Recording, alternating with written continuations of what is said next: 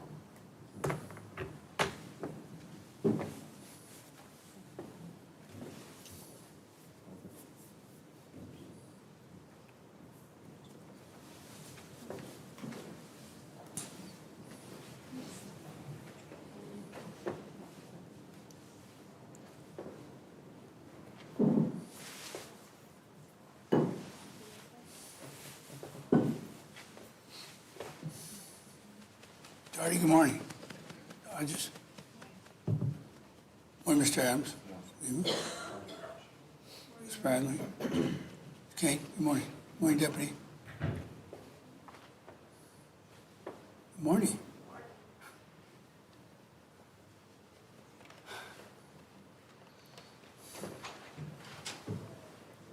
Yes. All rise for the jury entering.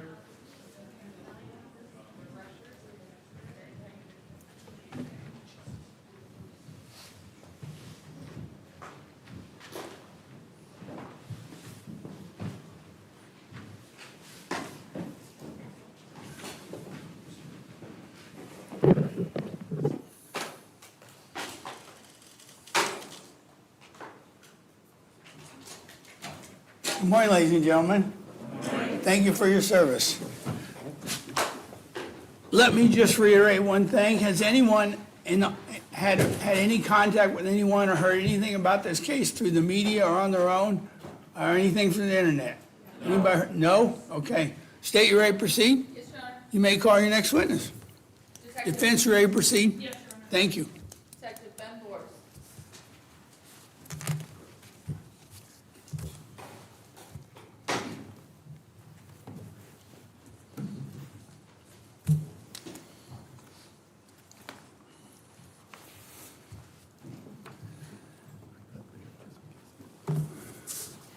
Oh, perfect, thank you. Good morning, Detective. Will you raise your right hand, please? Madam Clerk, will you swear the witness? Judge, do you swear or affirm that the testimony you're about to give will be the truth, the whole truth, and nothing but the truth, so help you God? Yes, ma'am. Thank you, sir.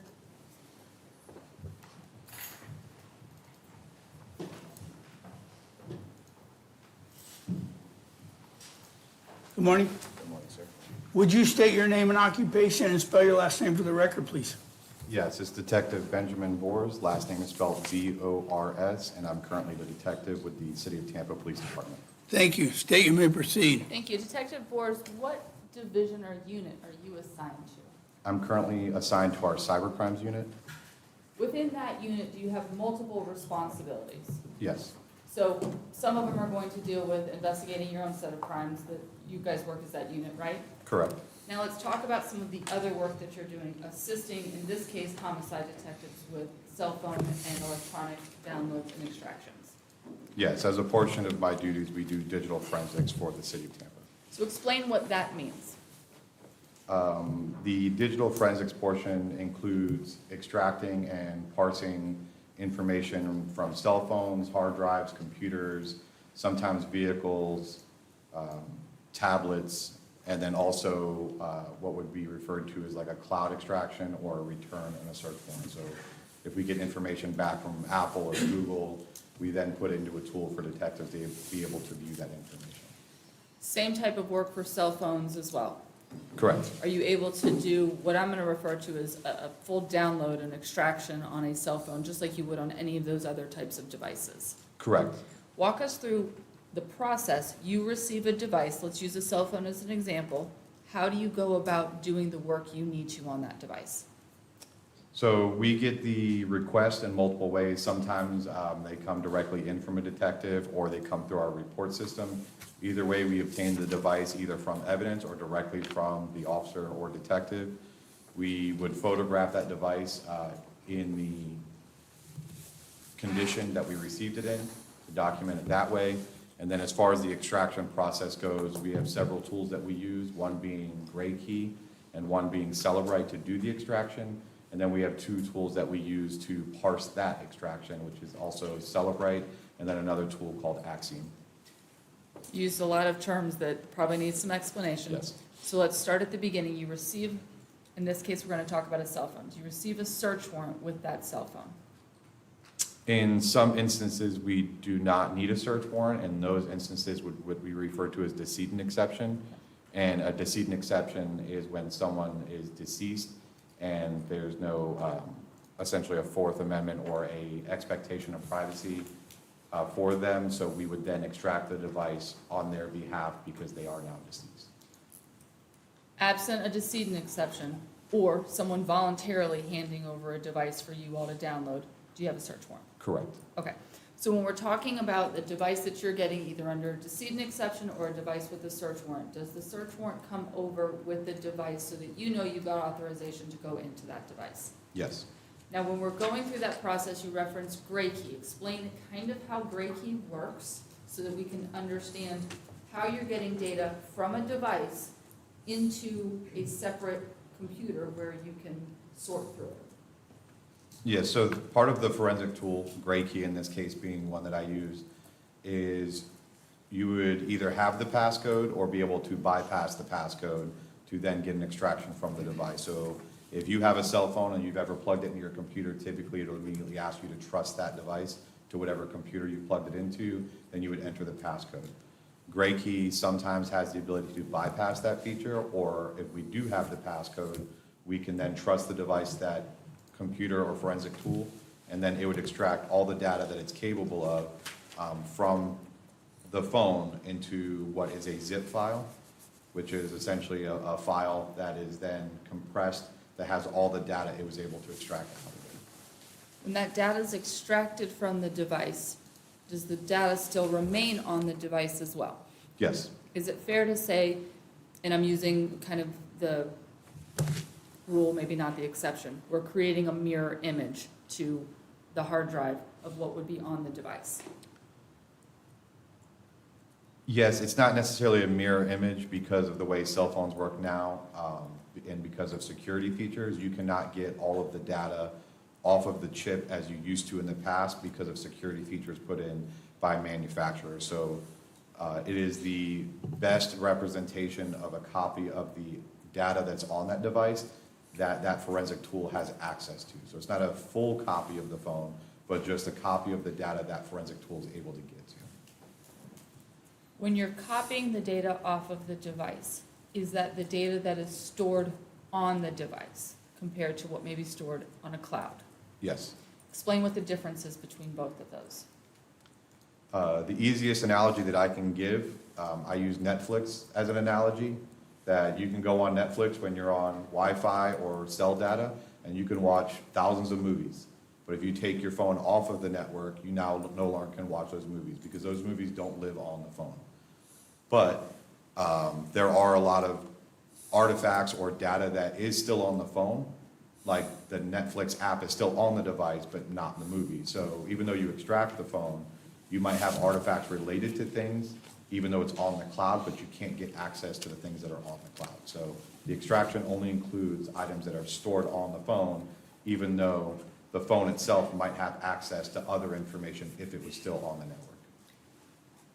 Let's talk about categories of data that are typically downloaded from a cell phone. What are going to be those broader categories, and then we can talk about some of the subcategories after that. Yeah, so it gets filtered down to mostly like locations, photos, messages, internet activity, and then the forensic tools themselves will break those categories down even further to maybe like if it's a Snapchat, it might be extracted as a message, but the forensic tool will start categorizing it by the application itself.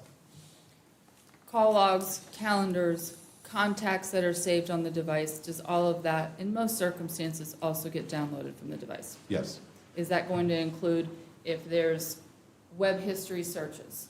yes, Is that going to include FaceTime, if there's those applications on the device showing the call log of FaceTime messages? yeah, if it was an Apple device, FaceTime, then yes. Notes, documents that may be saved, photographs, videos, is there going to be quite a lot of data that's going to be downloaded? Yes, Because this is a lot of data, is there a large file associated with this download? yes, as I mentioned before, that the extraction gets put into what's called a zip file, that zip file can often be very large. So now once you've got all of this data, how are you able to go about, you use the term parsing it, but explain what that means first, and then how do you go about doing that? So the tool, in this case, we use Axiom and Cellebrite, takes that zip file and puts it into a format that's easy to read. So instead of it being in the way that it's stored by Apple, just as much as the forensic tool does, Apple does the same thing. How you see text messages on your phone is not how it's stored on the phone.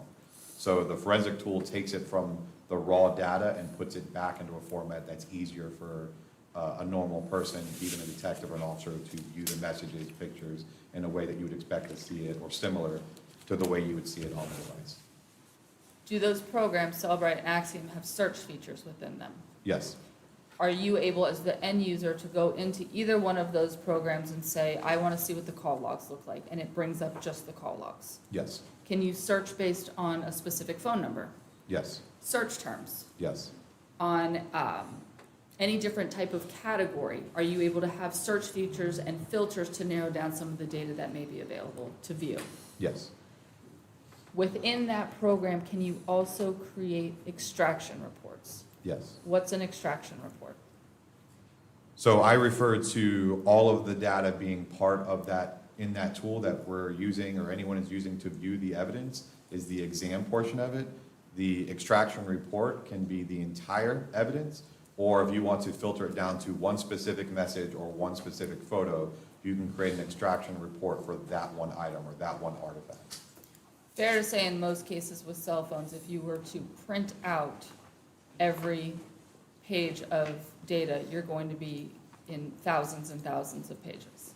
Yes, The extraction reports and that ability to filter data now gives something where it's a bit more concise on what you may be looking for as evidence. yes, In this case, did you receive what's already been moved into evidence as State's Exhibit 3 from Detective Klein? yes, Was this cell phone downloaded under a decedent exception? yes, Was the search warrant required to download State's Exhibit 3? no, And was this represented to you as being the victim's cell phone removed from the scene of the crime? yes, When you receive State's Exhibit 3, do you complete that download and extraction process that we just discussed? I did. Did you have a passcode? I did not. Well, I did not initially.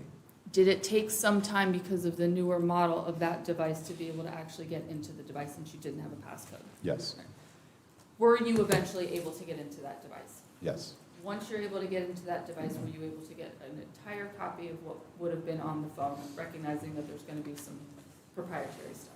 yes. Within that, is that information then sorted and filtered by you, or is it given to the detectives? The exam itself is provided to the detectives. Why do they get that information instead of you taking the lead and handling all of that? The easiest explanation is we do several hundred cell phones a year, and obviously there's only a couple hundred days in a year, so we do not have all the information of every case to every device that we do, so we do not know how all of that data that's on that phone is relevant to the actual investigation of the case that's happening. So we provide that over to the detective, and for the detective to go through that evidence and determine what artifacts on the device is relevant to their current investigation. Are there circumstances where you and some of the other detectives within your unit will help the detectives if they come to you and say, hey, this is what we're looking for, can you help us see if it's actually there?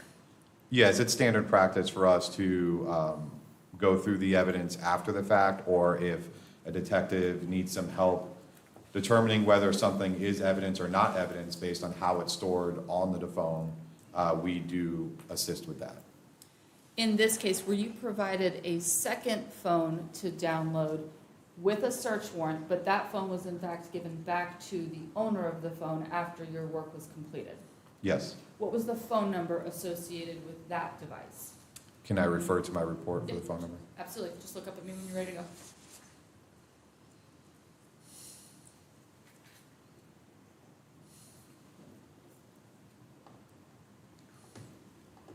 Okay, the phone number ends in, it's 813-461-0871. When you receive that phone, do you follow that same process of downloading the phone, creating the extraction report, giving all of that stuff back to the detectives? Yes. Were you able to get a full download off of that device as well? As much as that was available using the forensic tool, yes. Did you have a passcode to get into that device as well? I believe I did. All right. Once you finish with that extraction, are you able to give the cell phone back to the owner and you still have everything that you need from that device? I did not personally give it back, but I do believe it was given back to the owner, and yes, we maintain a copy of that extraction. Is that uncommon for detectives after they've downloaded somebody's phone to say, we'll give it back to you, we're not necessarily always gonna hold on to it? Even myself, it's common practice to give devices back to victims and even witnesses.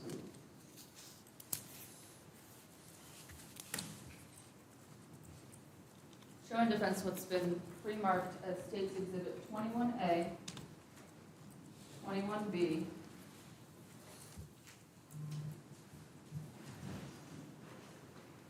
20A,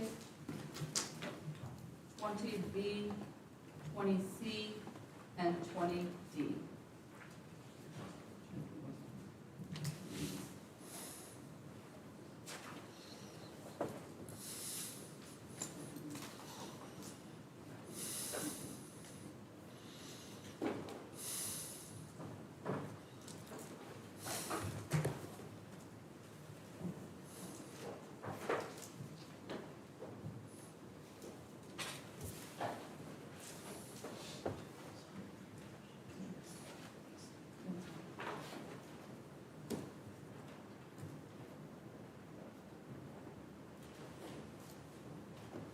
Mayor Pro Tem, You may. Detective, have you had a chance to review all of these exhibits? Yes, Did you review all of them prior to testifying today? I did. In some circumstances, did you actually assist the detectives with creating a lot of these exhibits? I did. State's Exhibit 21A and 21B. Did those come from Mr. Denton's phone, the phone that you gave back to the witness, or that was given back to the witness by law enforcement? Yes, And are you able to determine that based on the phone number associated with that device that is also represented in those reports? correct. Now I'll give you 20A. Is that one of the reports from the decedent, the victim's phone in this case? Yes, Do you recognize that based off of the unique identifying information on that exhibit? yes, 20B, same set of questions. Is that from the victim's phone? yes, 20C, also from the victim's phone? yes, And finally, 20D.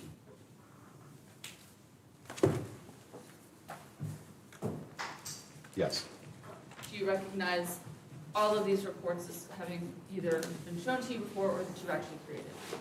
correct.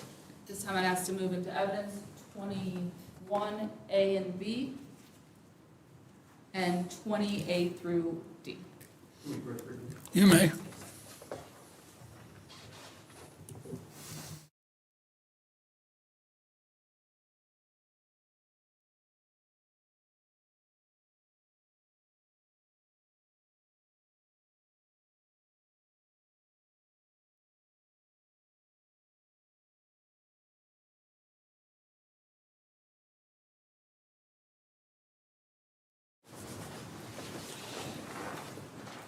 All right, let's go through some of these.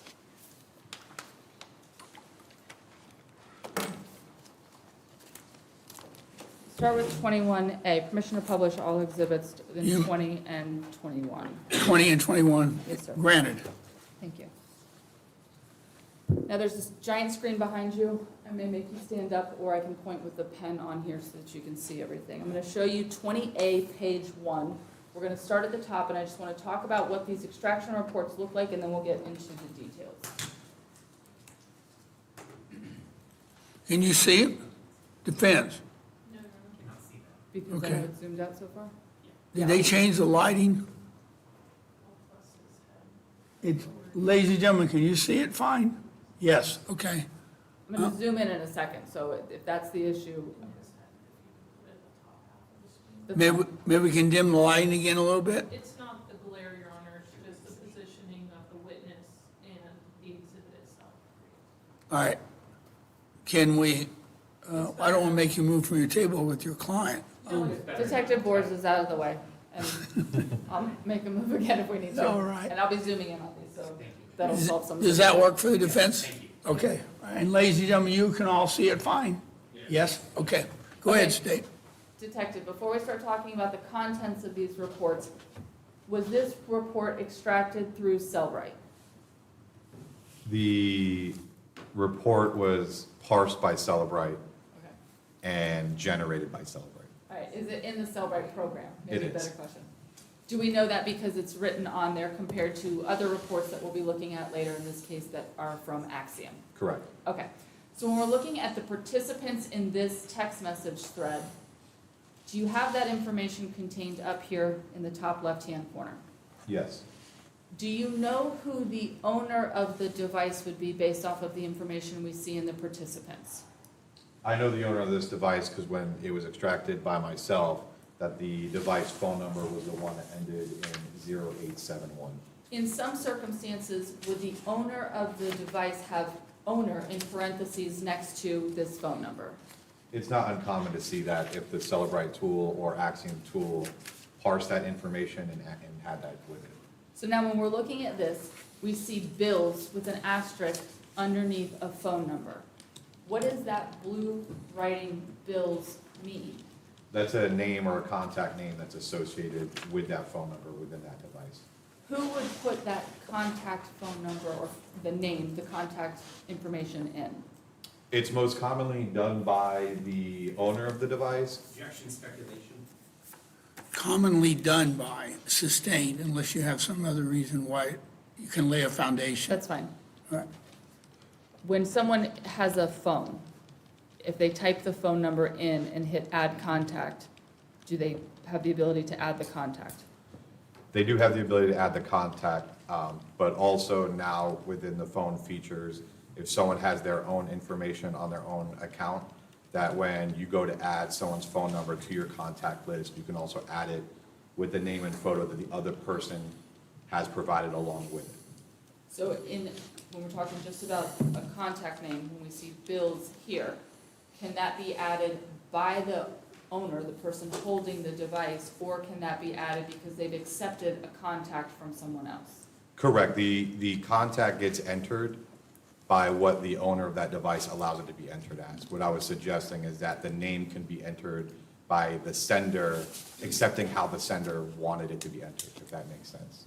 Bottom line, this is not information that is auto-generated by either Cellbrite or by the phone or anything else. Correct. This is going to require some user input.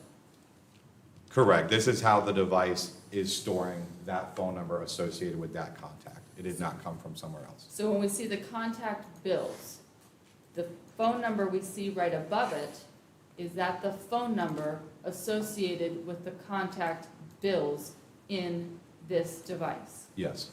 The phone number below that, is that the device owner, the phone number associated with the device? Yes. I'm gonna zoom out just for a second, and I want you to kind of explain what this first page is and what we're looking at here. Not necessarily, I don't want to talk about the content yet, but the layout of these text bubbles, what is it? So as far as the bubbles go, unlike how you would see it on an iPhone, the colors are determined by the actual forensic tool itself. So the green and the blue have no effect on the actual message itself or how it was an apple or not apple. This is just the colors that that forensic tool picked. Inside each bubble is information about that specific message that was parsed or extracted by the forensic tool and is just being displayed in this format by that tool. Let's back up just a little bit further. Is this a text message thread? Yes. So within that text message thread, do we have data to show who was the sender of each of these messages? Correct, and each bubble includes data about that specific message.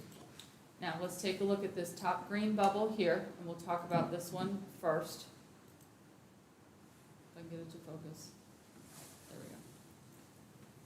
Let's start at the top where it says from. What information do we have there that helps give identifying information?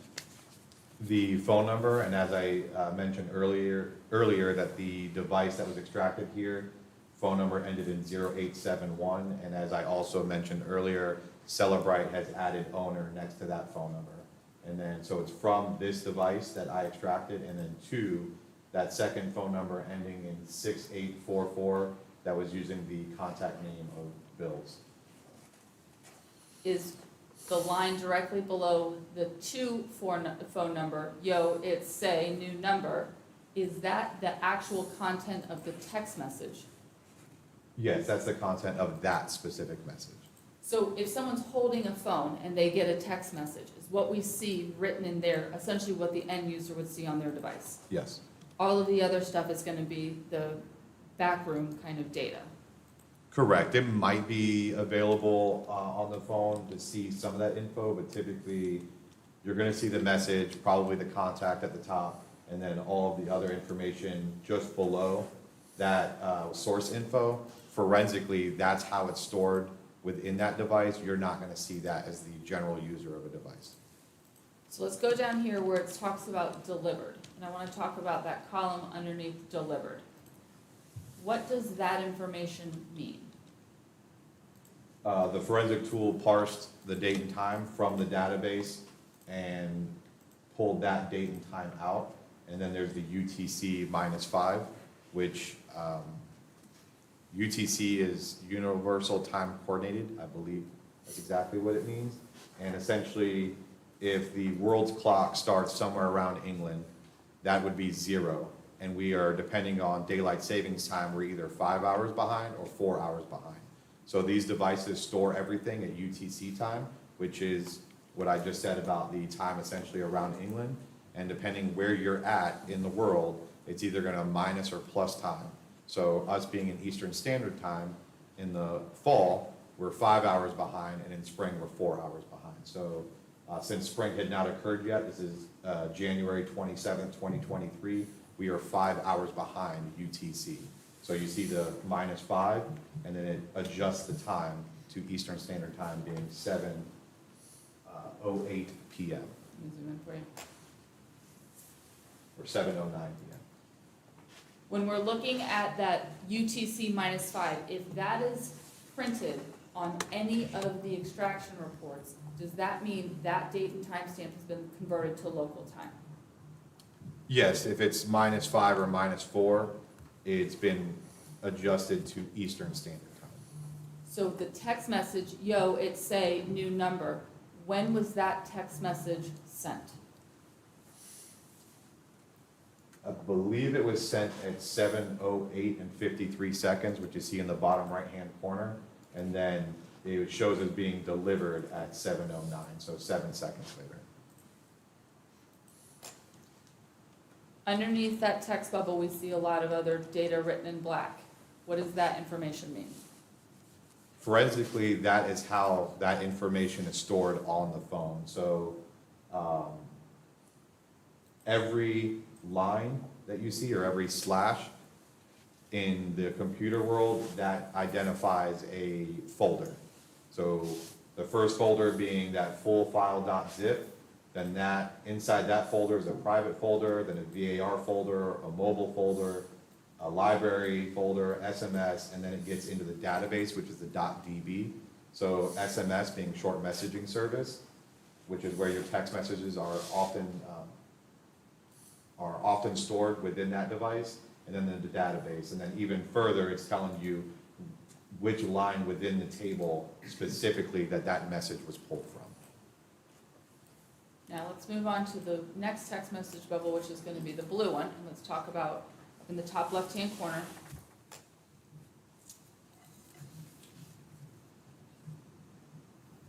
Do we have the same type of information in this text bubble? Yes. Are the to and from phone numbers swapped, flip-flopped? Yes. What does that mean? You want me to ask it a different way?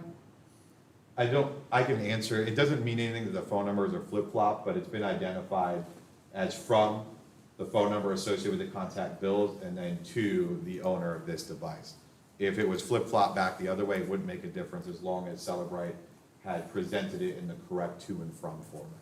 So when we're looking at how these text messages are laying out in Cellebrite, do they lay out essentially the same way as someone was looking at the face of their phone, seeing text messages that they're sending and receiving? Yeah, Cellebrite puts it back in a format that a person would typically see it on a device, just to make it easier to view.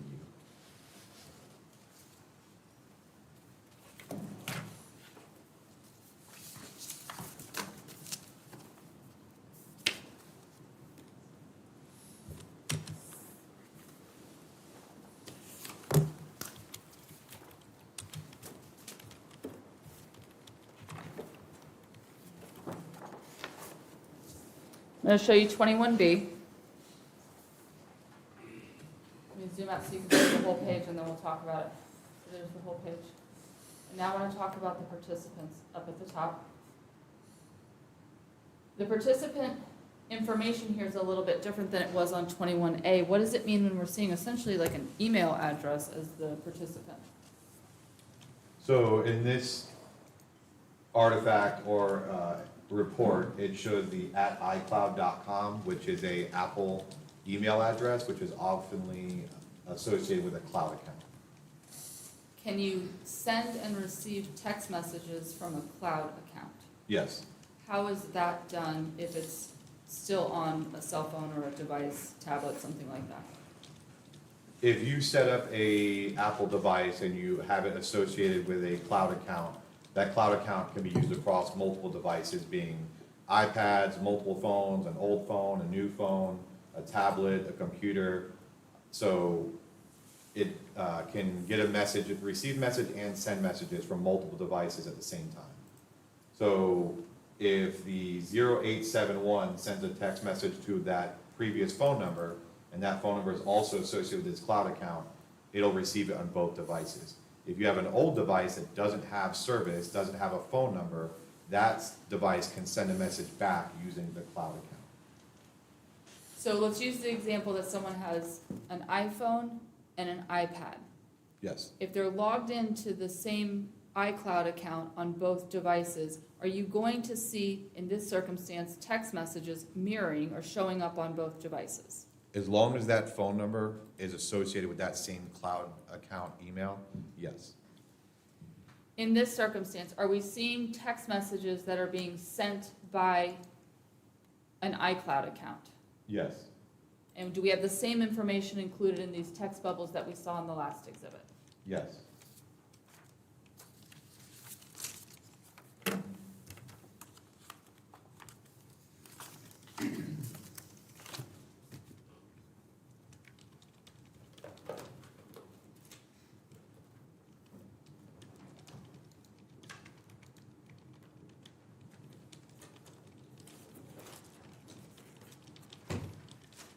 Now I'm going to show you 20A.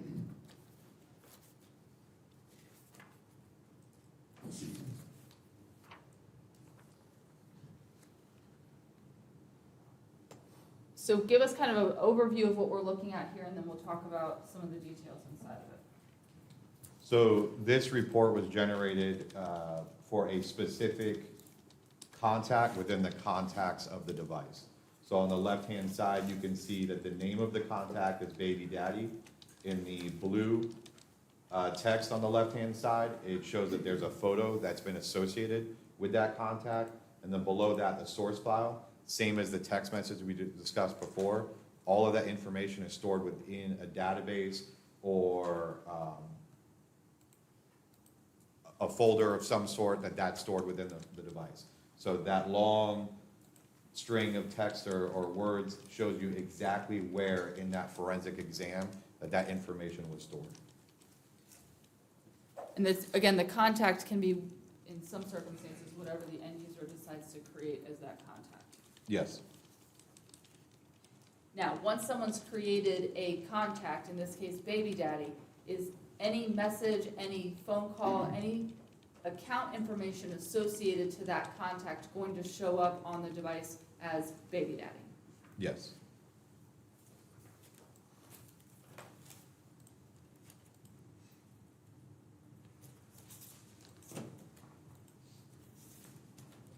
Let's talk about 20B.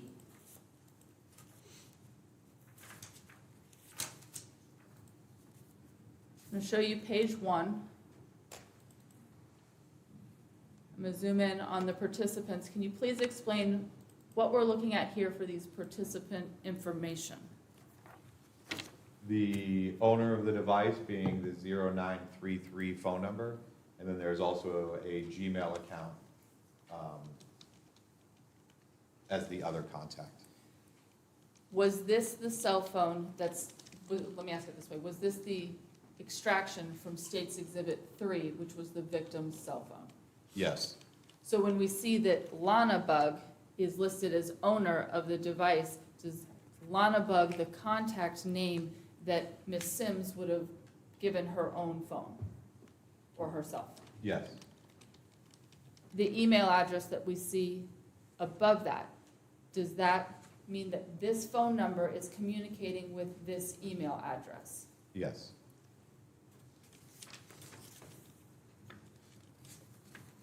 Page 2 of State's Exhibit 20B. Show you the second text bubble on page 2.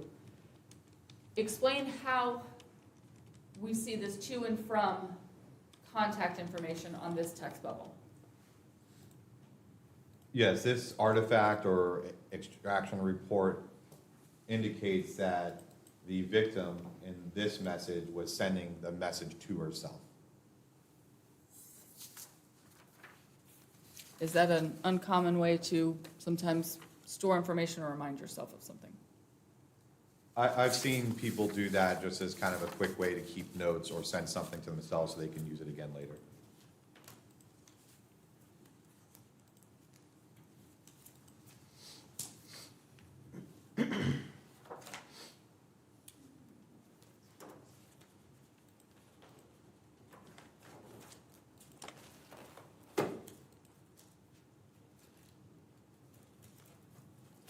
Before we get to the next set of exhibits, I want to talk about the app Telegram. What is Telegram? Telegram is an application that you can download from the App Store, both Android and Apple, and it is viewed as a end-to-end encrypted messaging service, meaning that unless you have one of the devices that are using that account at each end, you don't have the messages, because when it crosses the server or crosses the network, that all of the information within that message is encrypted. So you would have to have either end, and that's what the end-to-end encryption is, either end of that conversation to have the conversation to be extracted. Where is Telegram based out of? What country? I don't recall, but it's not in the United States. Do they cooperate with law enforcement? Objection, relevance. Why is it relevant? May we approach?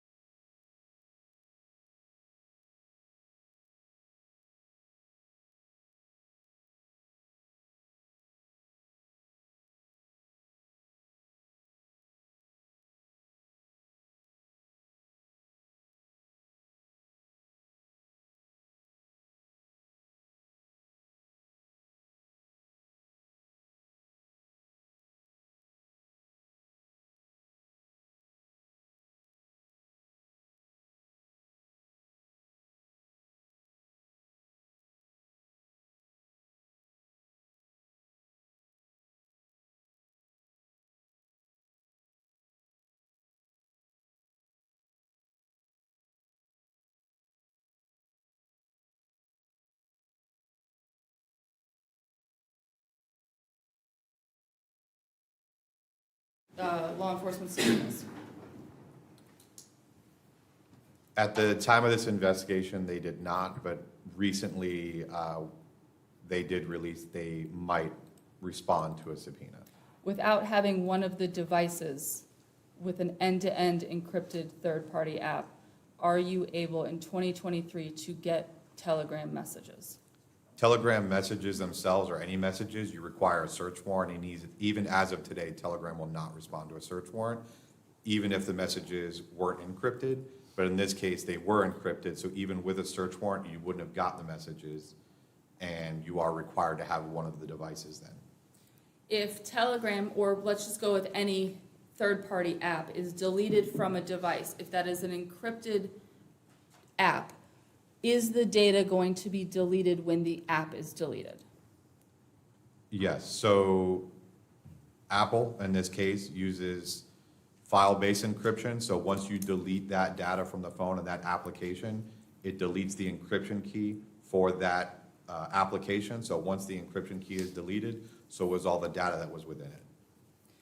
Are there circumstances where, although the app may be deleted, specifically in this case Telegram, if the app is deleted, are there other places within the phone that artifacts, I'll call them breadcrumbs, are stored outside of the Telegram app itself? Yes. Explain that a little bit. So just like any other application, Apple does its best job to make the user experience with the iPhone as best as it can for the user. So even though you get a text message from somebody within any application, you might get notifications on the screen of your device to let you know that you have a message waiting for you within that application. That notification is a Apple feature, it is not a Telegram feature. So artifacts might exist within the Apple app that is creating those notifications, even though it's outside of the Telegram app. When a Telegram communication or thread is started, is a unique number assigned to that thread? Does the number apply to the participants, or does it apply to the thread, or can it be something different? There is a number that's assigned to the individual user, and then there's a separate number that's assigned to the actual chat. The messages that we see in States Exhibit 20C and 20D, do those messages, those Telegram messages, come from the victim's device? Yes. Is Telegram cloud-based storage, or is there some component where there is information stored on the device itself? The messages that were obtained from the victim's phone were stored on the victim's phone. Can the end user, for a lot of apps, set the length of time that that data is stored on the device itself? Yes. Are there circumstances where additional data could be stored in the cloud, but it's not accessible from the device when you're downloading it? Yes.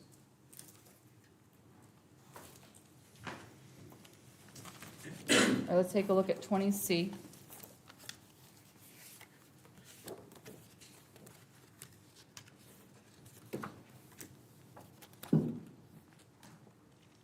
Let's start with page 1. I'll back out so we can see this. Again, this is extracted and parsed in Cellbrite. Yes. And then the participants. Just based on the information we see here on the participants, taking into consideration nothing regarding the content of the messages, can you, as the analyst, say who is participating in this conversation? I can say that the number ending in 151 is associated with the owner of the phone, and I know the other participant being assigned the number ending in 819, but I do not know who that other participant is. Lana, as the name's written for the contact, is the owner of the device, so anywhere throughout these messages, and I'll move it down a little bit, that we see Lana, does that mean that the owner has sent that text message? If you could go back to the top and Sure. make sure, as long as the number is correct as far as ending in 151, then yes, that would let us know that 151 is the one who sent that message. So let's go down to the first blue text message ending in 5819. If we see it ending in 5819, does that mean the other participant has sent that message? Yes, And it has been received by Ms. Sims' phone? yes.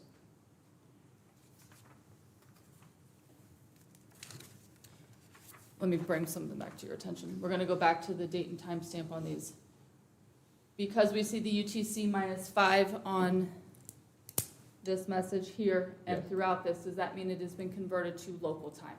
Yes, Local date, local time? yes.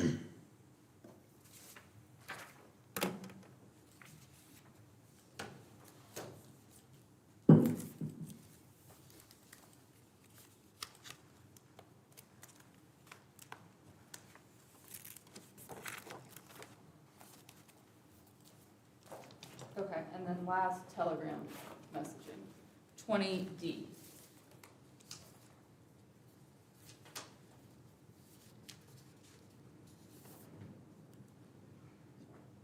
Do you want me to give you the first page of 20C as well, or do you recognize the participants in this? No, it's the same participants, but they have been, Celebrite shows them as being flipped, being the owner of the device 151, or ending in 151 as being the first participant, and 819 being the second participant. What may be the explanation for why the participants are flipped? When I did my exam of these Telegram messages, I did notice there was two separate groups of messages, and in the actual messages itself, it looks like there might have been some difficulty of the messages sending. Objection, speculation. This is testifying based on his knowledge, training, I'm sorry, and, what? this is testimony based on his knowledge, training, and experience. Your Honor, he said might have been, which tells me he's speculating on his I answer. sustain it unless you can lay more foundation. As Did to you might go- have been. Did you go through the device itself? Yes, Did you look at the messages? yes. Based on your training and the knowledge you've acquired doing this work, what is your opinion, your belief on why we're seeing two sets of threads here? The messages themselves reference that the messages aren't going through. So then it appears that a Objection, second, Your Honor, speculation as to it appears. It's common language, it's not speculation, he's saying it appears because he's looking at it. I'll overrule it, but I'll give you some latitude on cross. Go ahead. so the messages, a new message thread is started. So the original message thread has a set of numbers assigned to that thread of messages. A new message group is then started, and the time that you look at the messages ending from the first group of messages to the second group of messages is consistent. That shows that first group of messages ends, and then the next group of messages start, and Telegram assigns the second chat with a new chat or thread ID number. So that's why you're seeing two different sets of messages, even though the user's numbers, ID numbers are the same.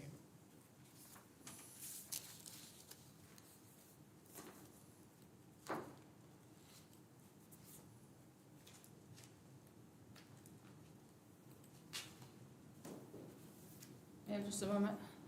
Amen. Give him a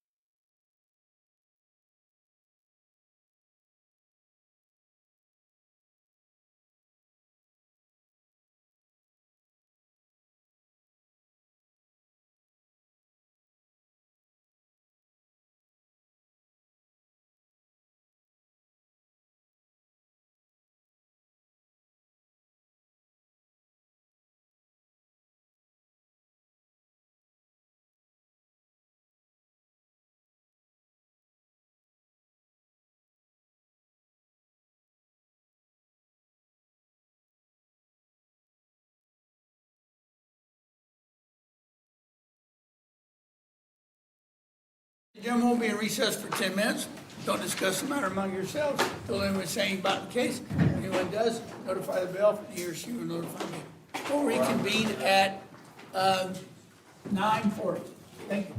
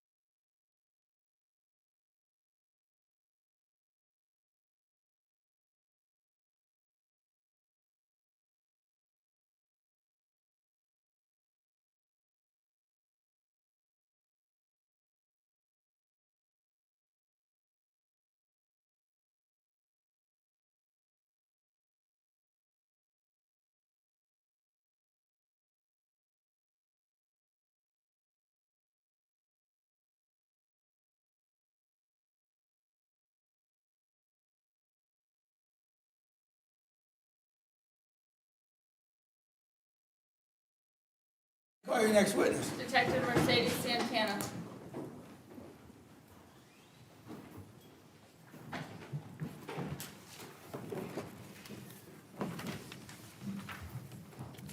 Good morning. Please raise your hand. Do you swear or affirm that the testimony you're about to give will be the truth, the whole truth, and nothing but the truth, so help you God? Yes, I do.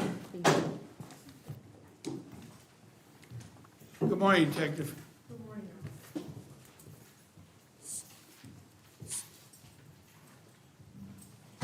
Would you state your name and occupation for the record and spell your last name for the record, please? Yes, Mercedes Santana, Mercedes Santana. And your I'm occupation? a detective with the Tampa Police Department, digital forensic examiner. Thank you. You may be seated.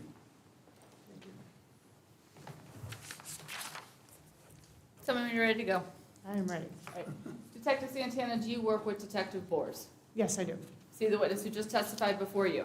Yes, Do you all work in the same unit, yes, doing essentially the same type of work, yes, ma'am. digital forensic downloads? Correct. Now, where he handled part of the evidence in this case, did you handle some of the other evidence in this case? Yes, ma'am, I did. Were you provided with a cell phone, and I'll approach with what's already been moved into evidence as State's Exhibit 17, were you provided with a cell phone to do a forensic digital download? Yes, Is State's Exhibit 17 the phone that you performed a download on? yes, And is it in the same condition as last time you saw it, just out of the case? yes, ma'am. Now, the jury has already heard how you all do your downloads, so we're just gonna go straight to your exhibits. Okay. As part of your work on this device, were you able to get a password for that device? Yes, Does that then give you the ability to gather essentially all the data that's on the device? yes, When you did your work, did you use two different programs to parse and filter the data from the defendant's cell phone? yes, I did. What two programs did you use? I used Celebrite as well as Axiom, Magnet Axiom. Is the data the same? The data extracted, yes. Is the way that it presents under each of those programs sometimes a little bit different formatting? It's commonly slightly different, yes.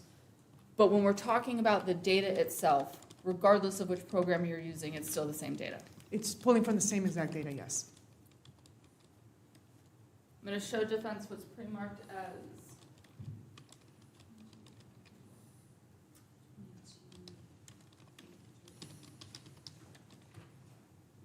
State's Exhibit 22A through M.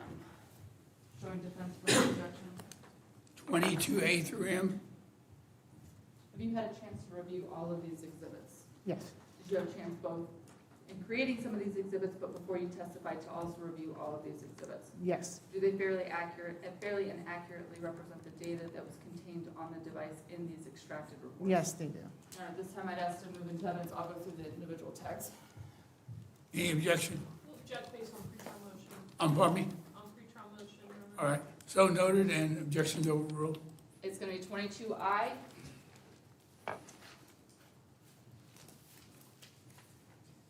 Twenty-two A. 22B.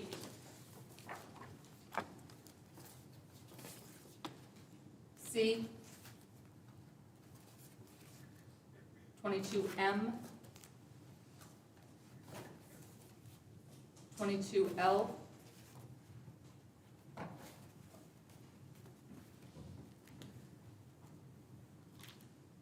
22E through G.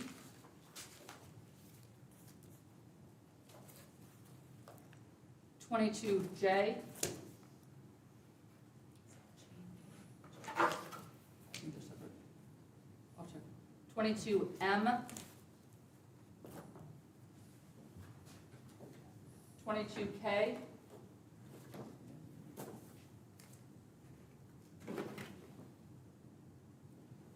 And 22D.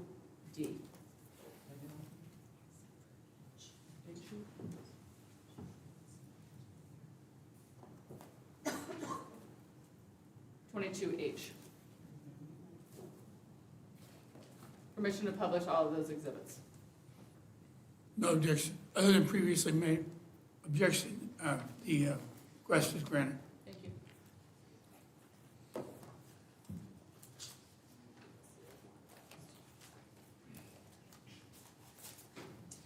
Okay, Detective Santana, let's start with 22M. What is a preliminary device report? It's what we call, similar to a face page, where it gives a quick synopsis overview of the basics of the overall examination. Does it give you the unique identifying information not only for the device, but also phone numbers that are associated with the device? Yes, ma'am, it does. I'm going to show you page 1. Is there a lot of information that's contained in a preliminary device report? Yes, a lot of identifiers, yes. Now, let's start somewhere, we'll start with some of the information that's included here, and I'll zoom in because that's going to make it easier on you and everyone. Thank you. You're welcome. Do we have Apple IDs associated with this device? Yes. And the first Apple ID that we see here is what? ACENH60@gmail.com. Is that a email address that the user has to associate to the Apple ID account? Yes, that would be what we associate with the device, yes. And then the row below it, is there a second Apple ID account that's associated with it? Yes. LIBILLY6@gmail.com. Now, moving down this page, do you have a device name? Yes, that's the name associated with the device, and it's ACENH. And then the row below that, does that give you the model of the device? Yes, it's an iPhone 11 Pro. Now, are we able to see that even further down, there is still yet another Apple ID account associated with this device? Yes. Can someone have multiple iCloud accounts associated with a single device? Oh, yes. Can there be almost an unlimited amount? Yes. Do you have a phone number associated with this device? Yes, it's the MSISDN. It's the 813-735-6029. And then the one below it that says last used MSISDN? Correct, and that's 813-625. You want me to zoom in? 625-6844. We're testing my glasses here. I can make the font bigger, don't worry about it. All right, now going to the second page of State's Exhibit 20M. I'm going to zoom out a little bit. What does it mean when it's talking about on the side over here, that first column, source? That's telling you what the columns to the right is associated with, the name of the account or the associated account. So when we're looking at usernames, let's start with what we see. I'll zoom in for you. Is this another iCloud account that's associated with the device? Yes, and it's coinciding with the iTunes store to the right. Now, as we work our way down this list, do we have different applications or categories, I'll call it, inside of the phone that's going to have an account associated to it? Yes. Now, when we look at the entire page, I'm not going to make you read all of the font on this. Are we getting all of the device account information off of this preliminary device report? Yes.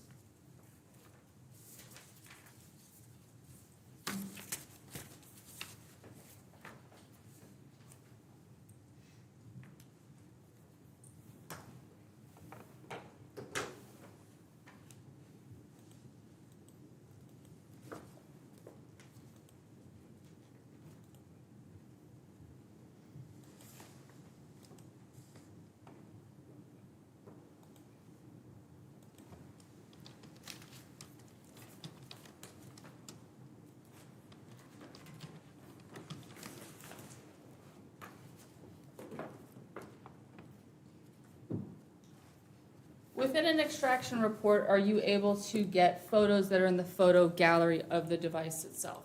Yes. In some circumstances, are you also able to see and pull photos that may be in third-party apps? Instagram, Snapchat, other third-party apps that are going to have the ability to take and store photos? Yes. Are there going to be file paths that are going to show where that file may be located, either in the gallery or in, for example, Instagram? That's correct. Is all of that information contained within the extraction reports? If it was recovered, yes. I'm going to show you 22I. We're gonna start with the first page. I'm gonna show you the page overall. And then we're gonna zoom in on some of this. So let's zoom in, see if I can get it to focus.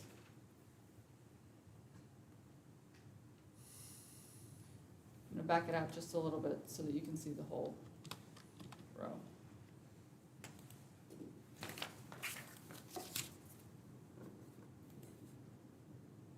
Tell me if you need me to move it over or zoom in on anything. That's okay. Let's start over on the left-hand side. What information do we have in that large box that says file info? It gives you the name of the file, the path, and the MD5 hash. Does this information that we see over in the file info correlate to what we see in the two boxes next to it? Yes, So essentially what we're looking at here is across each of these rows, does that information tie to the photograph that we see under thumbnail? yes, So when we've got the dates associated with that thumbnail photograph, are those dates the created, modified, and access dates? yes, I'm not gonna get into circumstances of where those dates may be different. Are there some circumstances where those dates can be different? yes, In this case, are those dates all the same? yes. Now, we see that there's a UTC -4. Why would it be UTC -4 instead of UTC -5? It has to do with daylight savings time, Would with the that, 1 hour difference. sorry, I interrupted you. That's okay. Would the presence of the UTC -4 mean that these timestamps have been calibrated to local time? Yes, And is this photograph that we see in tag 1, first row of page 1 of States Exhibit 22I, a photograph that was stored on the device? yes, Does the date that we see under created apply to when that photo would have been stored on the device? yes. Explain the relationship between those two, please.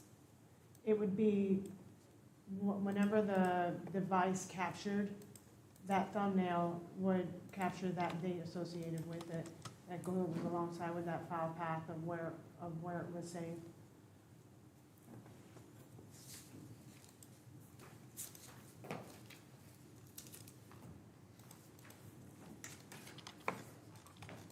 Is that going to be the same circumstance for all of the rows that are associated with the exhibit of 22I?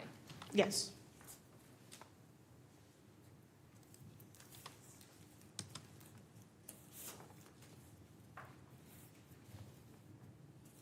Twenty-two C.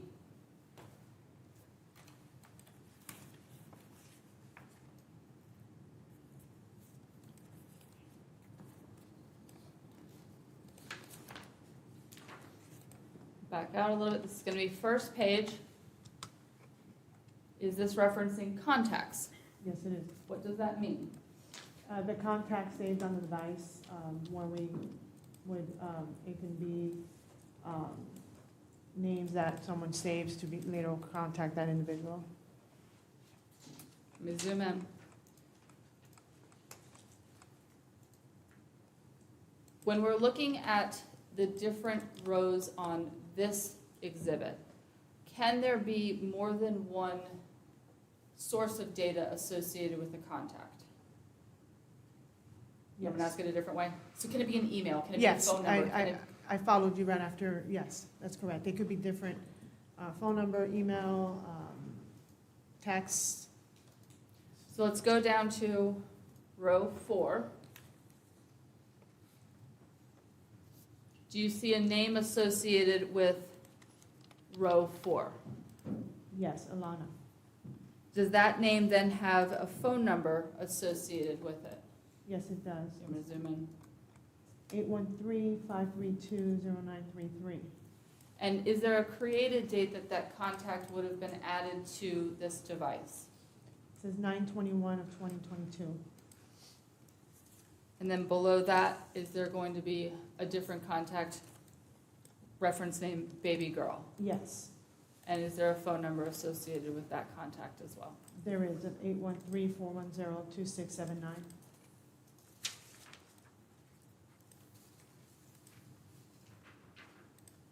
Now Now let's look at page 2 of States Exhibit 22C.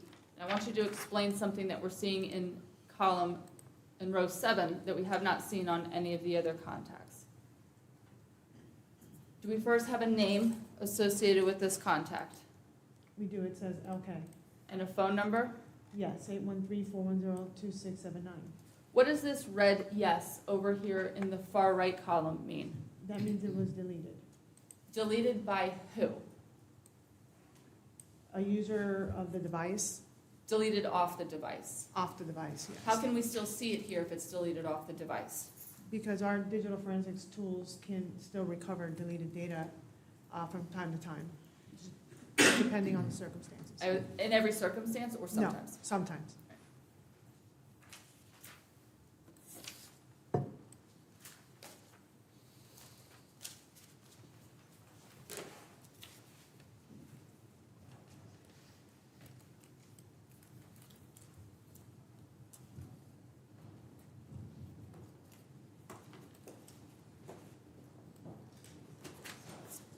Is a call log something that can be recovered from a device as well? Yes, 22A. Does the call log show up in the same way that someone may see it if they're looking at their iPhone? yes. Is, Pretty, I mean, similar, yes. I'm going to show you page 1. Now let's talk we'll use this first line as an example. What are we looking at in this first box under parties? And I can zoom in if you need me to. It's showing the direction, if it was an ingoing or outgoing call, and the person or the recipient. So when we're looking at row 1, the direction of this call is outgoing. What does that mean? It means the call was placed from the device outgoing towards someone else. So this phone would have called Lisa Ma Dukes. Correct. Timestamp. Is that the time that that phone call was placed? Yes, Has this been converted to local time? yes, it has. Under duration, what information do we have there? It's showing the call lasted 17 minutes and 10 seconds. And then once we move over to the right, is that getting into what we refer to as the metadata?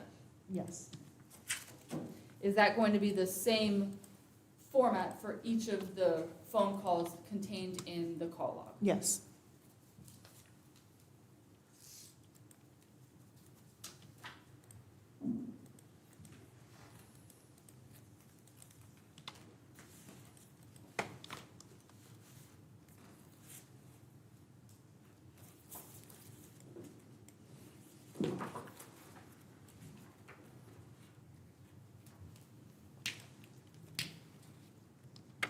Twenty-two H.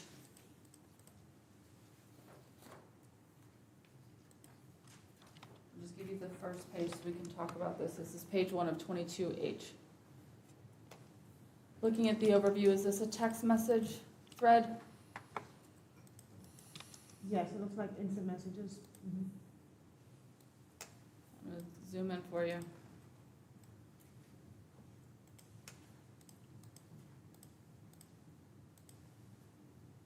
What does it mean that we've got 3 participants in this text thread? It's what I would call a group chat. When we see 2 of those 3 have owner next to them, what does that mean?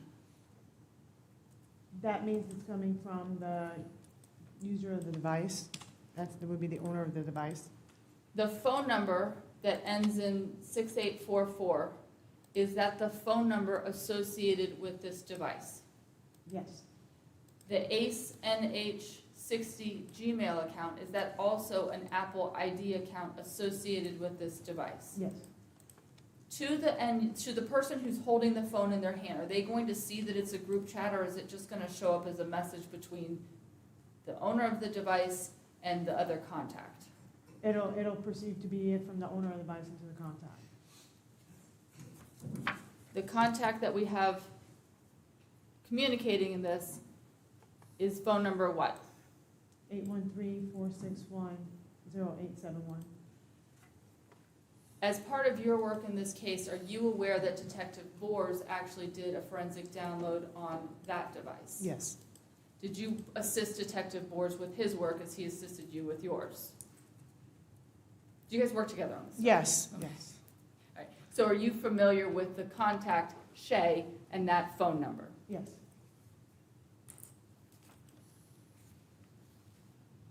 Same thing here. Do we have converted to local time, date and timestamps? You want me to zoom in? Yes, no, I see.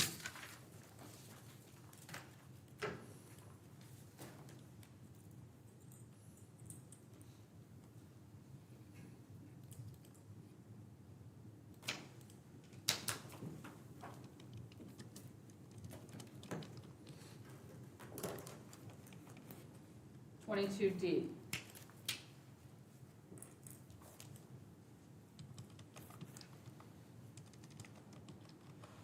Is this a text message thread between, again, two people, but the owner has the Apple ID and the phone number associated with the thread? Correct. And the other contact is Okay, that contact saved in this device as LK? yes, And is this also a text message thread that has been converted to local time? yes.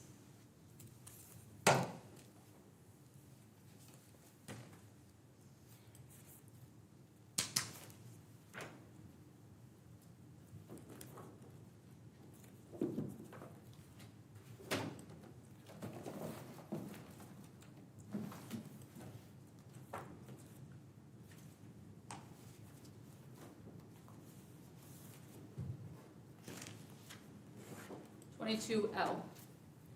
And we're gonna look at a little bit different style of report. Does Axiom show their reports in a little bit different of a format? Yes, it does.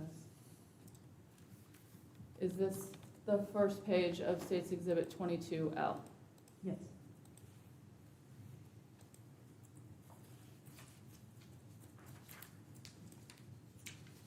Did this device, this cell phone, have location data services turned on? yes, it did. What does that mean? It means it was capturing location, mapping GPS, latitude, longitude information. As the device is moving, is it saving and communicating where it is? Yes, Do you have the ability within the program itself, through Axiom, to map some of that information? yes, Are there data points that are then associated with the extraction report to show the locations and the time and date stamps that you're mapping? yes, I'm gonna give you page 4, just as an example. So is this location data? yes, it is. All right, so let's look at record 1. What information are we capturing at this point? It's capturing the location and the date and the time that location was captured. Latitude and longitude are the location, Yes, specific point on the surface of the earth, correct. and then timestamp is at the time that this device was at that specific location. That's correct. Do you have records to reflect all of that? Yes, I'm gonna go to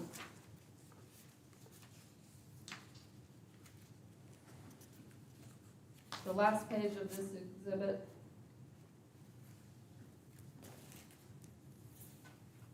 Were there, we're gonna get into some of the search history in a second, was there a search for Gray Wolf Armory? yes, We'll look at all of that in a second, but did you have the ability to then take that search information, go into the device extraction itself, and look for data points, location points that corresponded to that actual location? yes, I did.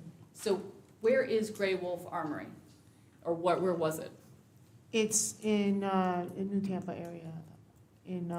I'd have to look at the exact address. I don't remember That's off the fine. top of my head, but I'm gonna give you the last page of 22L. Did you create this page? yes. What information are we looking at here? That is the data points that were associated on the device. And when I reviewed the Latin long specific mapping, that's the location it corresponded to. Okay, so let's start up here and I'm gonna zoom in so you can talk about this information a little bit more thoroughly. So I pinpointed the time and dates associated with that mapping that corresponded with the Gray Wolf exact location. The January 31st, 2023 at 2:15 PM. That's correct. Is that the time saved in the device where that device was at that specific location, Gray Wolf Armory? That's correct. Do you have a map on the bottom of this exhibit showing, using Google Maps, that specific location? That's correct. And is that where the device pinged at that time? Yes, it did. Now, on here it says permanently closed. Back in 2023, was that business that was in operation? Yes.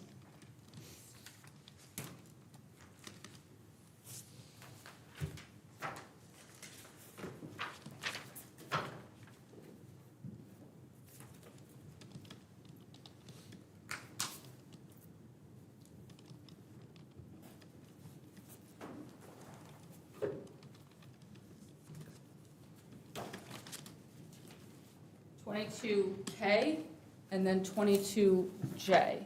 Was $22K created in Cellbrite? Yes. And $22J, was that created in Axiom? Yes. Still pulling from the same data sets. Same exact data sets.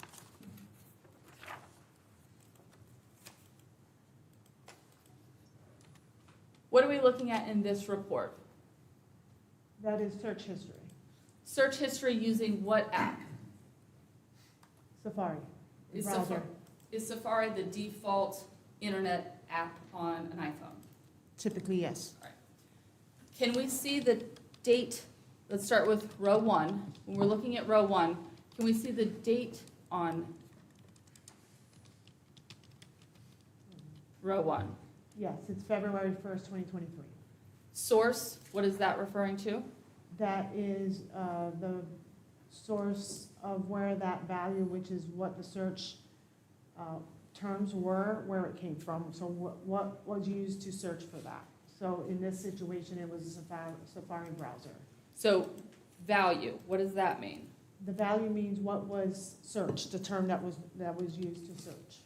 Does the value column capture the exact wording that was used? So essentially, if somebody spells something incorrectly, is it going to show spelled incorrectly in the value column? That's correct. Does that mean that what's written in the value column, those exact words were searched in Safari? That's correct. Now let's go all the way over to the third from the right column that says deleted at the top. What does the yes mean? It means that that search history, that particular category value was deleted. So let me ask you a couple questions then. Was that term searched on this device? Yes. Was that term, after it was searched, the search history itself deleted? That's correct. Now, some of these have dates, and some of these do not have dates. We're starting at row 5. The search terms that do not have dates, does that still mean that those terms were searched on this device, Yes, even though they don't have dates? that's correct. Are you able to pinpoint a specific reason or explanation as to why there may be dates on some search terms but not on others? It could be too many variables to pinpoint that answer. Is it possible for the phone to store search terms that don't have a date associated with them? Yes, And also search terms that do have a date associated with them? that's correct.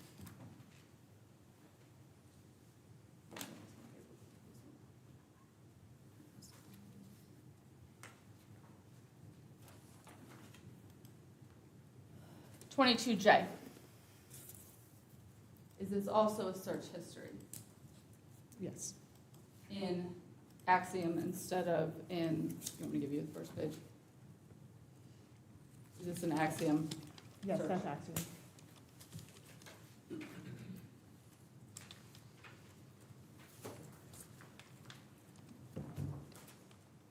Does Axiom report out the information slightly differently? I'm showing you page 3 record one. Let's start at the top. When we're looking at the very top, what does this term above record one, Google searches mean? It means searches conducted using Google. So would someone, if they've got an iPhone and they're going to the internet through Safari, do they go to Safari and then go to Google? Yes, And is the search term then entered into Google? yes. What's the search term here for record one? Block 19. Do we have, with this record, a date that that search was conducted? No. Let me give you record three now. On record three, what's the search term? What is probable cause? And do we have a date associated with that search term? Yes, that was on January 30th, 2023, At what time? 5:30 PM. Local time? Local time. Do all of the records for 22J lay out in that similar or same exact format? Yes.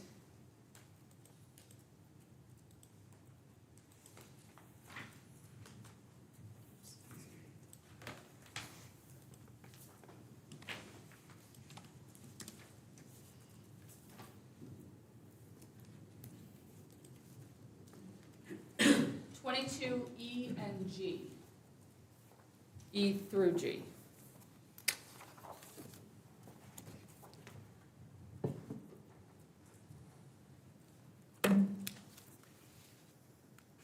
As part of this case, did you speak with Detective Campbell? Yes. As the lead investigator, is he going to communicate with you to discuss some of the facts of the case? Yes. Are there circumstances where the detectives may know that something exists, they just don't know how to find it? Yes. Are they gonna come back to you and Detective Bors and say, hey, help me find this? Absolutely. We're talking about some of the information that Detective Campbell received about an altered video. Are you familiar with that? Yes. Did Detective Campbell come to you and say, can you help us get the metadata associated with this? Yes. Objection calls for hearsay. Your response, Dave? I can move on. Sustained. Let's start with 22G.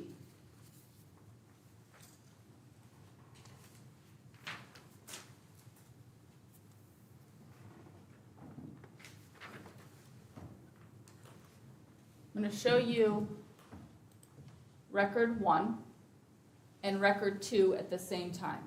Okay. So here's my question to you on both of these records at the same time. What information is identical in these records? The file, the item name, What does that mean? the name of the file. Is every file given a unique name? Yes. Does that unique name go to a specific file then? Yes. So when we're looking at record one, what's the name of that item? IMG_1348.mov. Now, when we come down to record two, what's the name of that file? IMG_1348.mov.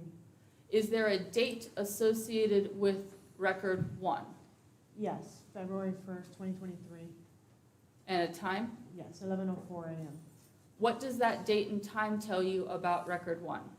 That was the date and time it was created. That it was what? Created. Thank you. This may sound like an obvious question, but what does created mean? It was the date and time that it was made or captured by the device. So in this circumstance, did you have an opportunity to actually watch the video itself? Yes, Is it a video? yes, So when we see the date and time, February 1st, 2023 at 11:04 a.m., is that local time? yes, Is that the time that the video was recorded on this device? yes. Now, let's move down to record two. Do we have the same file? Yes, Do we have a different date and time? yes. What is the date and time associated with record two? January 30th, 2023 at 8 p.m. 8 p.m. exactly? Exactly. Is there a way for the end user, person holding the device, to go in and change or modify the date and time of files on an iPhone? Yes. How is that done? You can give us an overview, you don't have to go through the specifics. when you're looking at a photo or a video or an item, if you click to modify, you can go to the metadata area and actually alter that date and time to whichever date and time you like. It actually pops up with a calendar and lets you choose what time and date you'd like to alter it to be. Is that something that is readily accessible from the screen of the device? Yes, it's pretty basic. When a date and time is altered, does it show new metadata to someone who's viewing the video? Yes, it gives that appearance of the altered date and time as the date and time it was. So when we're looking at record 2, if you were shown the video associated with record 2, looking at the screen of the device, what date and time would it say that that video had been created? January 30th, 2023 at 8 p.m. Without, let me ask it to you this way, the only way to know that that is an altered date and time is it to get into the digital download of the device? Yes, you look at it in a more technical platform, yes. And does 22E and F, the disc right here, contain both versions of that video? Yes, Are they, from watching them, exactly the same? exactly the same. The only difference between these two videos is what? One was altered metadata.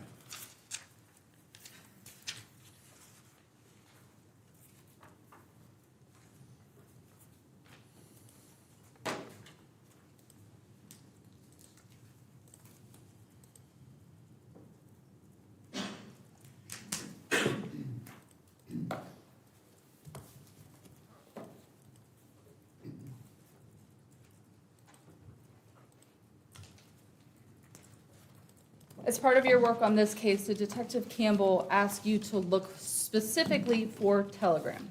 Yes, you did. Was Telegram installed on the device? Yes. Let me ask it to you a different way. At the time that you did the forensic extraction and download, was the Telegram program on the device? No, Were you able to see artifacts, small pieces of data that showed at one point Telegram had been installed on that device? yes, Through Axiom, are you able to see the install and uninstall dates of some applications? yes, Are there also additional artifacts that can be stored in other locations for some other apps? yes. Let's start with page 4 of 22B.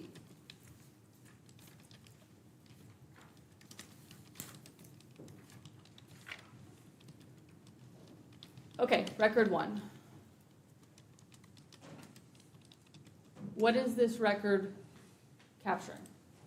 It's showing the status of that Telegram Messenger application. So- And it's showing in this situation the uninstall date of January 30th, 2023 at 8:40 p.m. Okay, so let's back up just a little bit. So when we're looking at this record, are we only talking about the Telegram app? Yes, Are we talking about any content from Telegram right now? no, Just the app itself? yes, So when we talk about install and uninstall, from the end user who's holding a device, what does that mean? What does that look like? it's basically when you delete the app, remove it from the device. So if you go to the App Store and you download an app, would that be installing it? Correct, If you delete the app, is that uninstalling it? correct, The end user can do that on almost all of the apps on a device. that's correct. So let's talk about the install state. Uninstalled, Yes, and the date we see here, is that in local time? yes. And what time was this app, Telegram, uninstalled from this phone? It was January 30th, 2023 at 8:40 p.m. Record 2. Are we still talking about Telegram? Yes, Do we have a different install state? yes. What is it? In this situation, it's the installed time. And then is there a time? Yes, it's January 30th, 2023 at 8:56 p.m. local time. Okay, so in layman terms, explain the correlation or the relationship between record 1 and record 2. How does that, So it's showing that on January 30th, 8:40, it was uninstalled, and then it was installed again, I don't know, but 16 minutes later, on that same device. When an app is uninstalled, a third-party app, if it's an encrypted app, is the data associated with that app also deleted? The data within that application will be deleted as well, yes. If the app is reinstalled, in all circumstances, is it going to populate all of that old data, or does it vary application to application? It varies, application and the settings. Now, let's go down to record 3. Do we see in record 3, we're still talking about Telegram? Yes, Is the app uninstalled again in record 3? yes, that's showing uninstalled. And then what's the date it was uninstalled? February 1st, 2023 at 3:46 PM local time. Even if the app is uninstalled, we're talking specifically about Telegram right now, were you able to see in other compartments, for lack of a better word, on the device, bits and pieces and artifacts of Telegram? Yes. Explain what we're seeing and kind of why. Well, when the data is stored within the Telegram application, it stays within that application, but in order for the device to operate and notify us of whether it's a message or an email or anything, you need to, the device sends you a notification, so to speak. So your device will pop up and say, hey, you have a notification, and that's stored in a different compartment within that device, so it's not contained within Telegram, it's contained into a different part of the device to notify the user that there's their message for them to view. And that's where a lot of the residual data I observed from Telegram was. When we're talking about notifications, if someone's phone is locked and sitting next to them, and the home screen lights up and it's got a text message or an Instagram message, whatever it may be, that notification that appears across the bottom of the phone, is that what we're talking about? That's exactly what I'm talking about. In some circumstances, depending on how the user's got their phone set, let's say it's a text message coming through, will it either just show iMessage, or does it give at least the beginning of that message? It's exactly like you said, it depends on how it's set. So you can set it to be more private, so it just tells you you have a Telegram notification or a text message notification with no specific information within there, or you can set it to go ahead and read out that message right on your screen without opening it. When the settings are set to the message showing at least a portion of it, does the notification records that are captured in this exhibit 22B only grab the first part that's actually displayed on the screen? Only what's displayed on that notification screen, yes. So if the message is 10 sentences long, are you getting all 10 sentences showing up in the notifications? No, it'll be limited to what is viewed on that notification. Now let's look at page 5 of 22B, and we're going to start with record 1. First, let's go with title. What does that title mean? That would be the title of that conversation or that user. Almost like a Interaction. contact? Correct. Body. What does that mean? That would be the data of the notification. So when we're looking at, take it away from the records for a second and talk about someone looking at their phone. If the phone has the notification set to have the message come through, is it going to show at the bottom of that screen, contact mamas, with the body of the message showing in that on the home screen? That's correct. Is that what we're seeing here? That's exactly what we're seeing here. And the body of the message that comes through at 7:37 p.m. on January 30th is what? That's the time the notification was received. What does it say in body? I should have asked Oh. that question better. That's okay. You ain't give me the right address. As we move down through these records, do we get bits and pieces of Telegram notifications and the time that those Telegram notifications are coming through? Yes, And then we'll move down to record 3, same thing. Do we have times and content, at least partial content, of messages coming through on the notifications? that's correct. Even though Telegram has been deleted, are these records still showing on that device? Yes.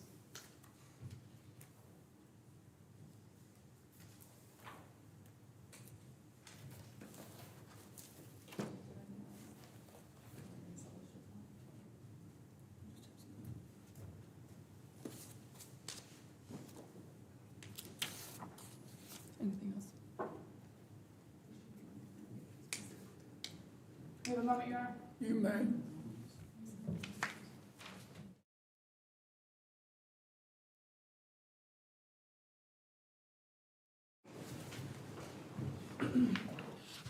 Good morning, Detective. Good morning. Now, initially, when you and Detective Bors get involved in cases, you get the devices, and then you just do the downloads, generate reports, and hand it back to the case agent, whoever's requesting the downloads. Is that correct? That's correct. You're not involved in necessarily analyzing the information or anything like that? No, You don't go out to the scene, speak to any witnesses, or do any other kind of investigation in the case? no, ma'am, I don't. And you're not reading the other police reports, you're relying on whatever that lead detective is telling you, or whichever detective is requesting you to do the downloads as far as the parameters of the search. Yes, And the search warrants themselves also guide you all as to what is going to be downloaded on the phones, that's correct? correct, that's correct. Okay.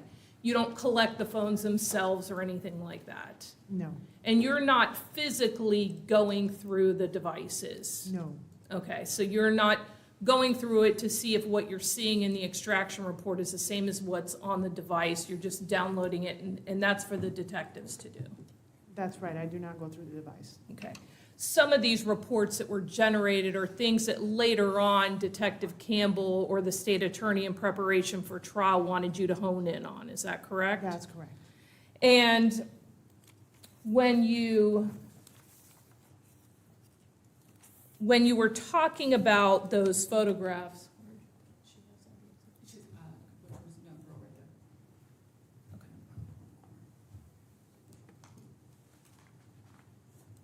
when we were going through some of these items,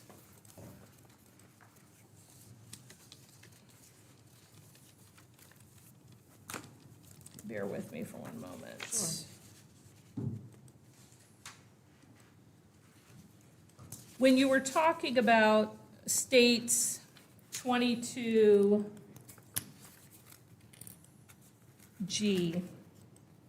this is related to,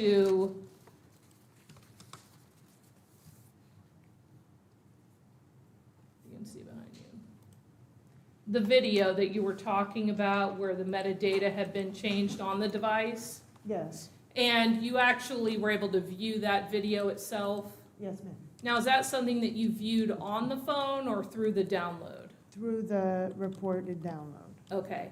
And you were talking about the ability of the identification of the video itself being the IMG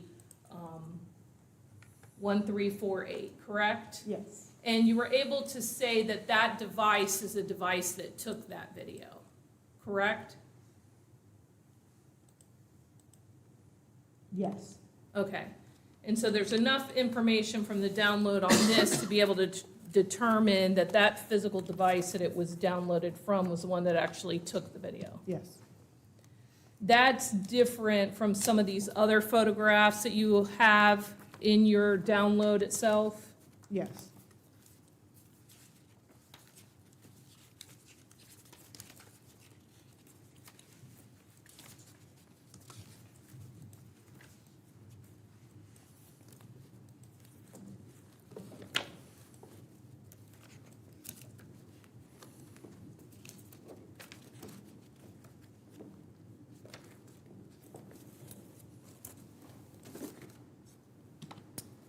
States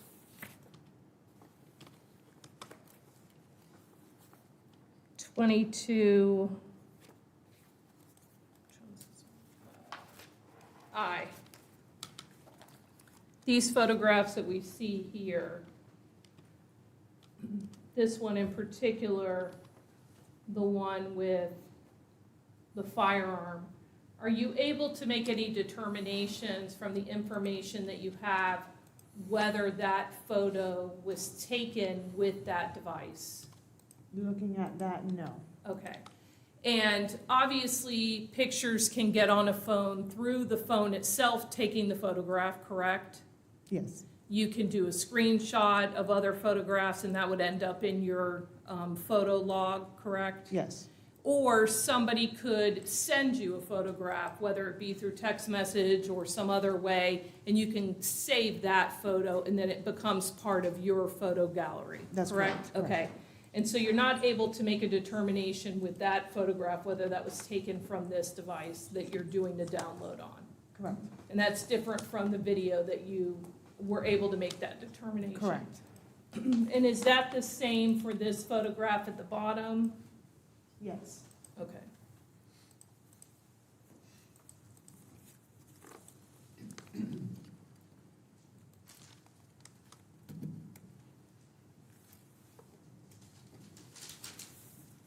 If I could have one moment, Your Honor. You may.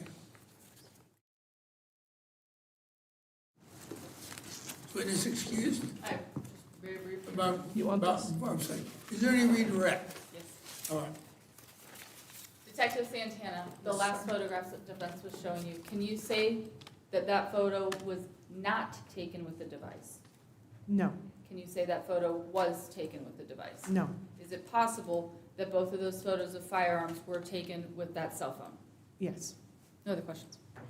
She can be, she's still subject to recall and just released from the courtroom. No objection, defense? No objection. Understand? Now, do not switch your testimony with anyone else that you're subject to recall, understood? Yes, Your Honor. All right, you're excused. Thank you. State, how long is your next witness? Need 10 minutes? Or not? She won't be terrible, we can get done. Should be quick? Ish. He will be quick? Quick, yeah, she will be quick-ish, Quick-ish? ish, yes. Do we need a recess or not?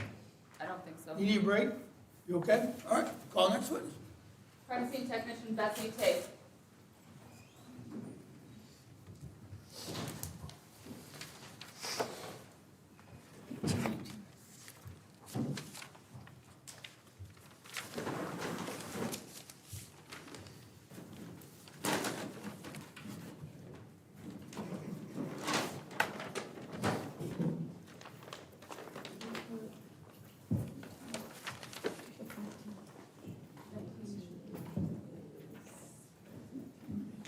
Good morning. If you could raise your hand, do you swear or affirm that the testimony you're about to give will be the truth, the whole truth, and nothing but the truth, so help you God? Yes, I do. Thank you, ma'am. What's your name? Come on up here. Morning. Could you state your name and occupation and spell your last name for the record, please? Yes, sir. Hi, my name is Bessie Tafe. I work for Tampa Police Department. I am a forensic shift supervisor, and my last name is T-A, F as in Frank, E. First name is Bessie, B-E-S-S-I-E. Thank you. Ms. Tafe, back in 2023, were you a supervisor or were you working as a crime scene technician? I was a supervisor. In that role, did you assist some of your other crime scene techs with processing some items, and then did you actually do a couple search warrants as well? Yes, I did. Okay, so let's talk a little bit about that. Give me 1 second, Judge. It should be, I'll get it in a second. Should be over there. Thank you. Okay, let's start with, did you become involved in an investigation that originated on January 30th of 2023?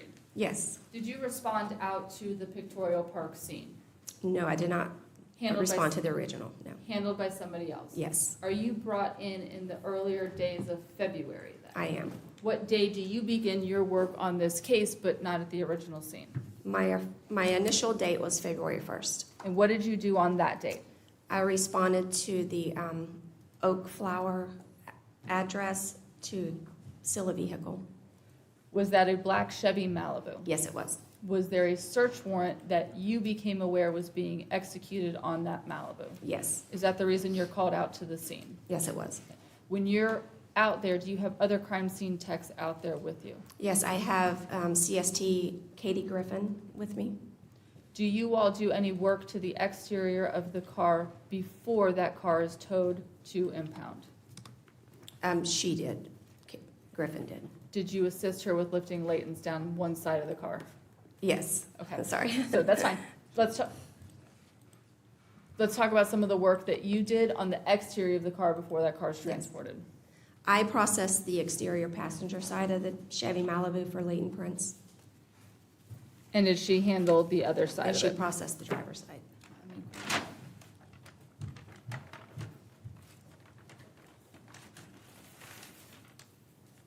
May I approach the witness? You may. Showing you what's already been moved into evidence is 19A through C. Do you recognize those envelopes as containing latent lifts that you and she took from the Chevy Malibu? Yes, these are my photo CDs. And are those, is that your handwriting on it? Yes. Thank you.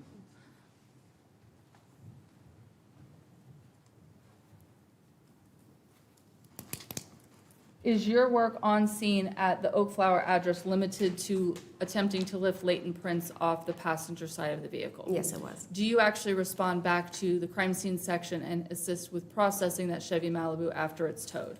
Yes, once the search warrant was obtained, we responded to the TPD impound lot to process the car. The Oak Flower address, do you then have a search warrant that is executed on the address itself? Yes, What is the home address for that residence? I would have to refer to my supplement for that. That's fine. Is it 20076 It's one- Oak yes. Flower? Yes. All right. Did you take photographs there? For the search warrant of the residence, yes, I did. Did you take exterior photographs? Yes, I did. All right. And in that, I'll use them. Thank you.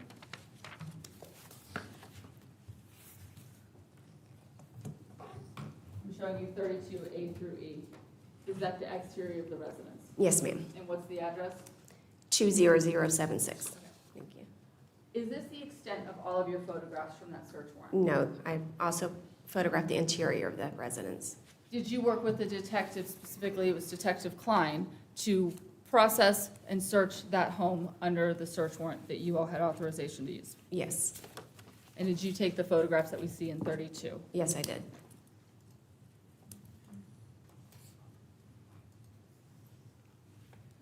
Now, let's talk about February 8th. Did detectives request that you respond to Morris Bridge Road and Cross Creek? Yes. Why? That was on the 2nd. Oh, my apologies, you're right. Yes. Yeah, okay. So, on that date, did you respond to Morris Bridge and Cross Creek? Yes, I did. And what were your reasons for responding there? I was requested to search for a semi-automatic pistol. Were you given an approximate location of where you needed to look? Yes. What was the general area? The general area was in the intersection at the red light of Cross Creek and Morris Bridge. There was a wooded area and a residence a little further back from the road that we searched. Did you take photographs when you were on scene at Morris Bridge and Cross Creek? Yes, I did. Showing defense 1F through G, as well as 33A through E. For any objection? Object based on pretrial motion. I can hear that. She's objecting based on pretrial motion. So noted and overruled. This was 33A through D, and what was the other? A through E Okay. and 1F through G. Showing you 1F through G. Do you recognize the general area of those maps? Yes, I do. Yes.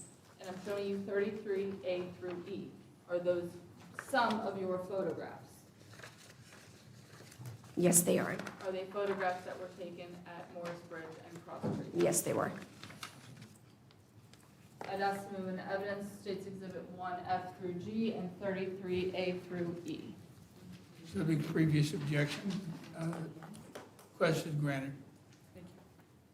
Permission to publish. Granted.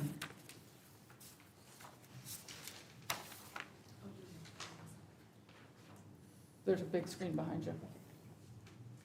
States Exhibit 1F. All right, Ms. Tafe, give us the exact approximate location of where we are on this map, and then we're going to talk about where you're searching. Okay, do you want me to get up and? I can point if it's easier for you, so give me locations and I'll point to them. So if you see, we're at Cross Creek, dead ends at Morris Bridge Road, there's a red light there. So we were on The opposite the side? opposite side, probably the east side. And heading what direction did you search? I searched actually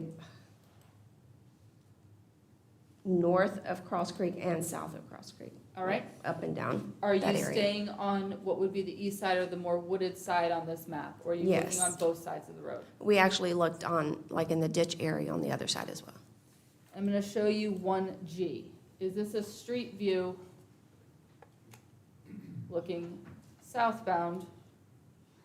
And that would be Cross Creek to the right and Morris Bridge down the middle of the photograph. Yes, it is.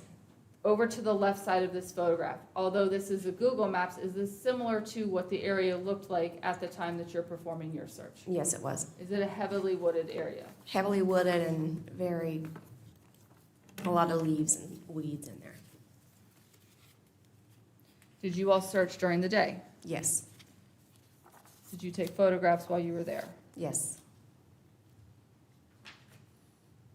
33B, is this the area that you were asked to search? yes, it is. Were you given specifics on what you were looking for? Yes, And what was it? the semi-automatic pistol. Were you given What? any, Semi-automatic pistol? Thank you.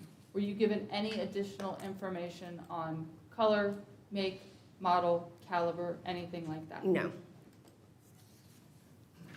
Do you have multiple detectives and patrol officers on scene with you as well? yes, I did. There's a couple of, 33C, is this another example of the areas that you searched? Yes, it is. Did you locate a firearm? No, we did not.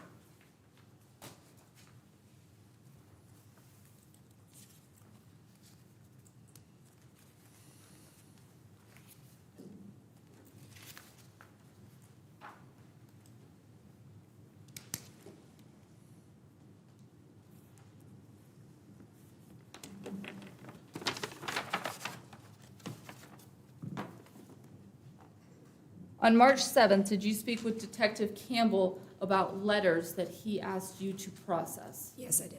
What information did you receive from Detective Campbell so you knew what to do? He came to our office and he had 6 letters. 5 of those were yellow handwritten notes, and then another one was a white piece of notepaper with notes on it that he asked for me to process for latent prints. What does that mean? So it's just the plain paper with writing on there, so we have to actually use a special chemical to bring out any latent prints that you cannot see with the visible eye.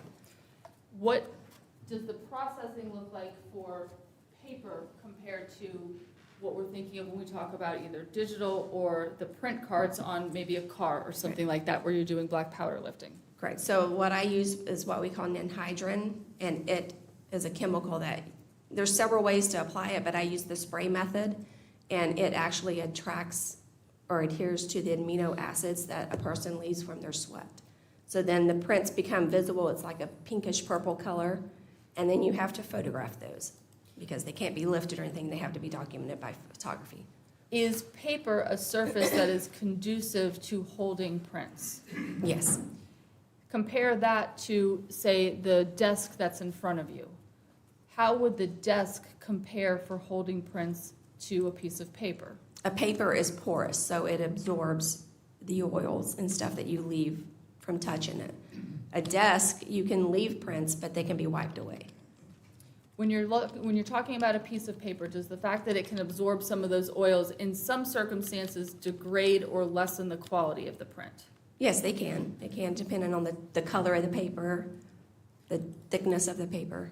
When you're applying ninhydrin, you mentioned it has a pinkish color. Does Yes. it actually tint almost all of the paper? It does kind of tint some of the paper.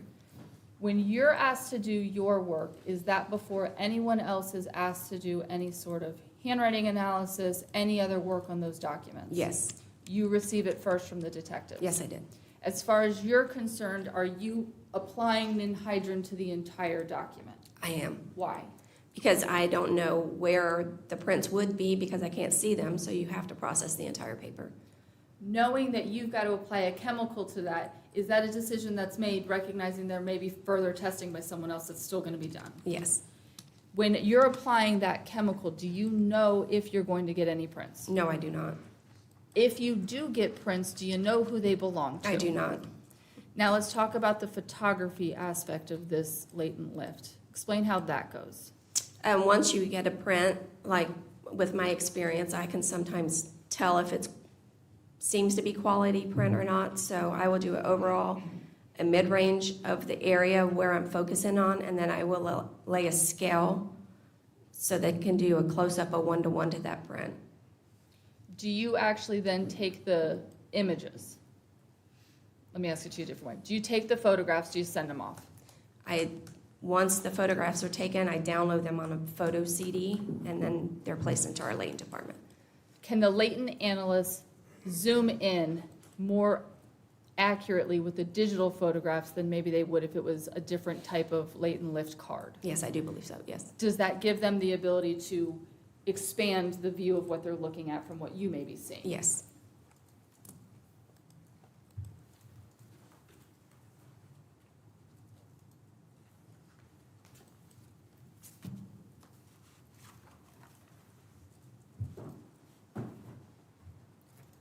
Showing defense what's been marked as 19C and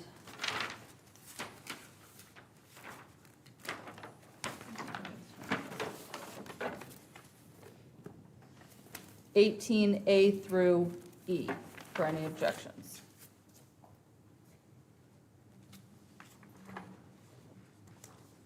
May I approach? You may. Showing you what's been marked as 19C, do you recognize that? Yes. Do you recognize that as a very blown-up version of a photograph that you've taken? Yes, I do. I'm going to give you 18A through E. Do you recognize the packaging? Yes, I do. It's Do my you handwriting. recognize the contents that have been removed from the packaging but are in individual sleeves? Yes, I do. And were each of those within that original packaging? Yes, they were. Is that how you received it from Detective Campbell in that original packaging? Yes. At this time, asked to move into evidence 18A through E, as well as 19C. No objection? No objection. Thank you. So admitted. Permission to publish. Granted.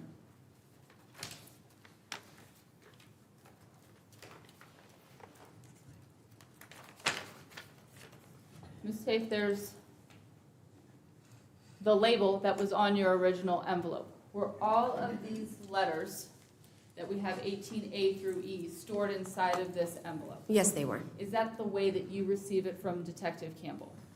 I don't recall if he brought them in an envelope, but yes, Is that how- they were together. You have all 5 of them in the envelope. Yes. Tell me if you need me to take these out of the sleeves, if there's too much of a glare on these. Okay. I'm going to show you 18A. We see a little, before we talk about anything else on these, we see a little bit of pink coloration to this exhibit. Is that the ninhydrin that you're referring to? Yes, it is. When we look at the back and we see it's darker in some areas, what's that indicating? That's an anhydrous as well. It's reacting to something, but there's no detail in that area. The areas that are the pinker colors, is that what you were photographing? Yes. Let's look at 19C. I'll give you the entire thing. Would this be an example of one of the photographs that you collected from State's Exhibit 18? Yes, it would. Would this be one of those enhanced versions that we were talking about? Yes. Do you enhance this photograph, or does the latent print specialist do The it? latent specialist did. After you receive these letters from Detective Campbell and you complete your work, are they then placed back into evidence? Yes. If further testing is done on these letters, is it done by you? Yes. Poor question on my part. If there's further analysis by a different agency, is any of that done by you? Oh, no.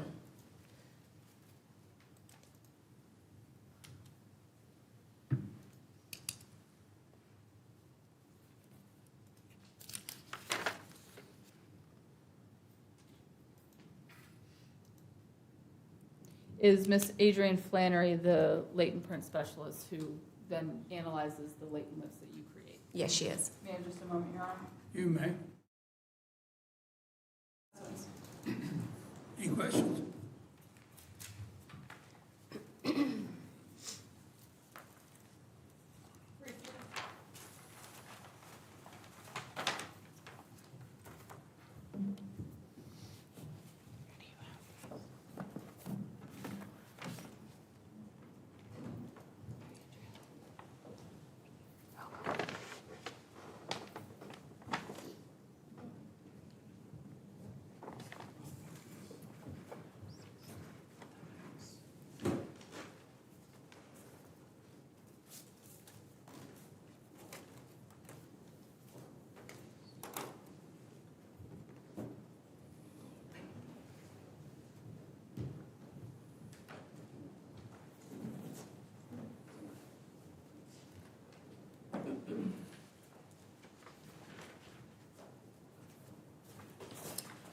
Good morning. Good morning.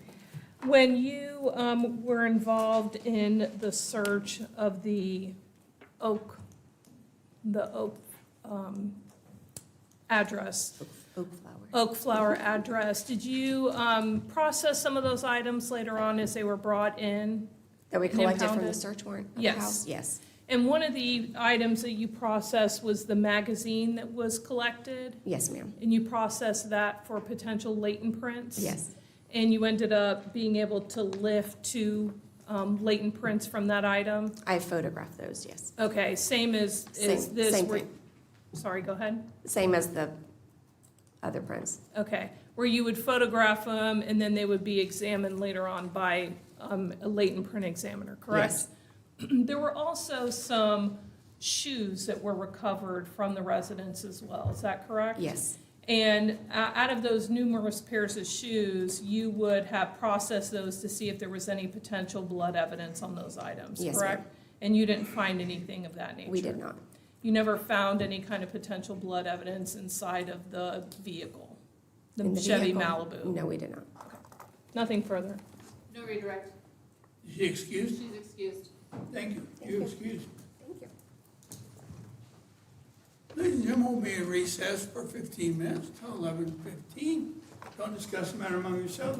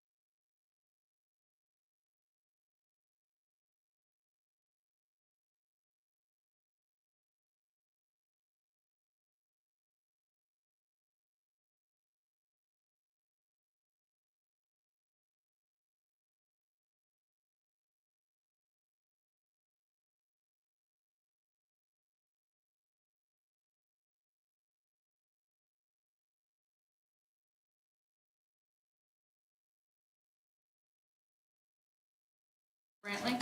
And how long do you anticipate Ms. Brantley being? I would say 45 minutes for the state's questions. All right. See where we are. Bring in the jury. He's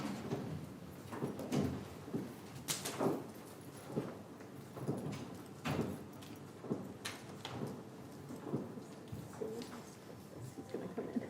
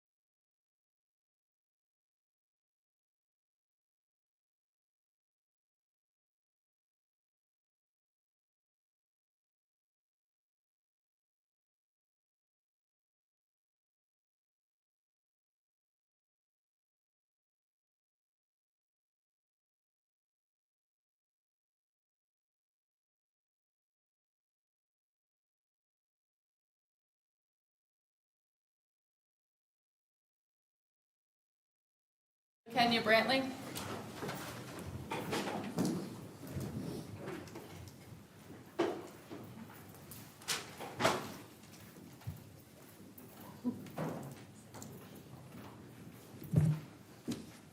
Good morning. If you could raise your right hand. Do you swear or affirm that the testimony you're about to give will be the truth, the whole truth, and nothing but the truth, so help you God? I do. Thank you. Good morning, Ms. Brantley. You come up here and have a seat.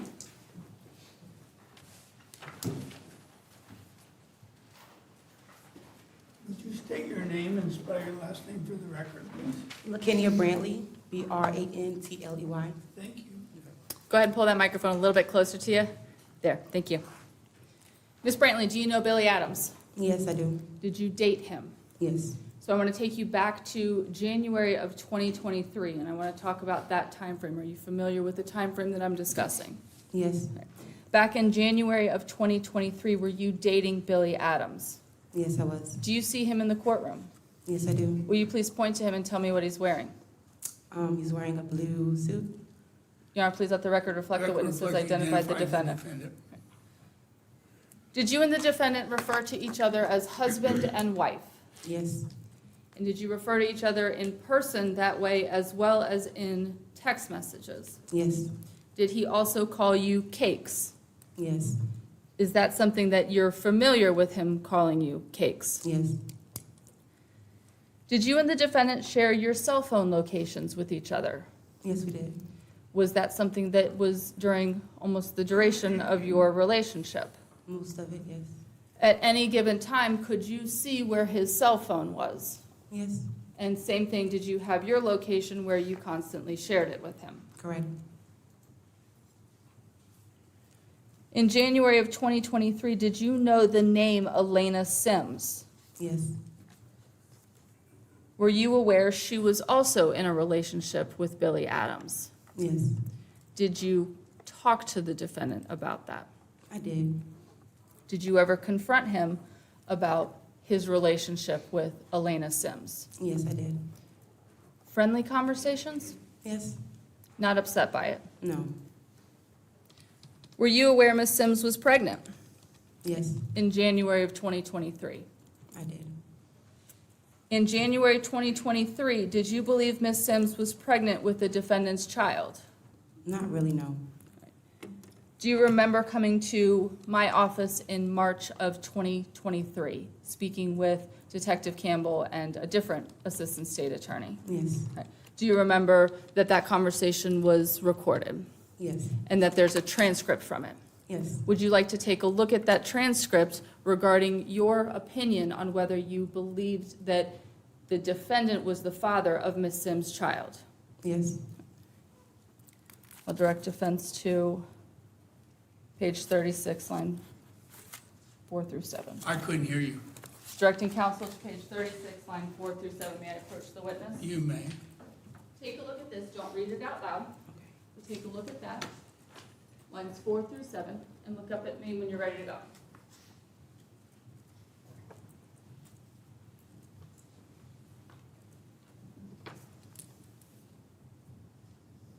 Ready for me to ask you a question? When you spoke with Assistant State Attorney Diaz and Detective Campbell back in March of 2023, did you tell them that you in fact did believe that Billy Adams was the father of Ms. Sims' child? yes, Does that transcript refresh your recollection on that? it does. May I approach? You may.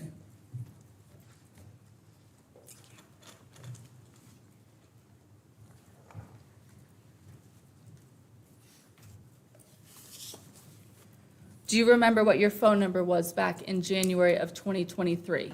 No, Would the phone number 813-410-2679 sound familiar? yes, Would that have been the phone number you were using in January of 2023? yes, Did you text with the defendant back in January of 2023?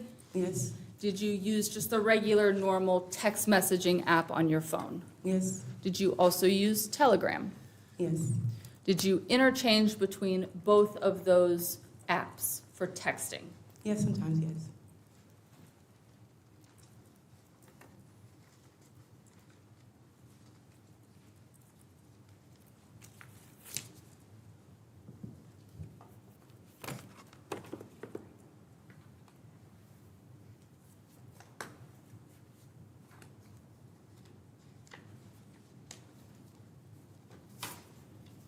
Ms. Sims, there's a screen behind you. I'm going to put something up there and let you look at it, and then we'll talk about it.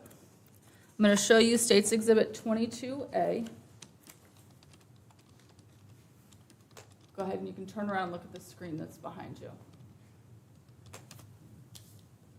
I'm going to draw your attention to what's labeled as call log 2. So right above where I've got this yellow piece of paper, do you see the phone number over here on the left-hand side? Yes, Do you recognize that phone number? yes, Whose is it? mine, And then the name that's written below it, what does that say? baby girl,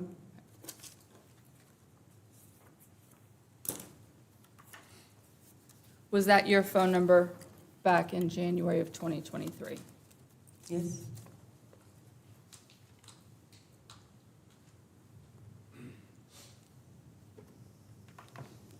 I'm going to show you 22, State's Exhibit 22D.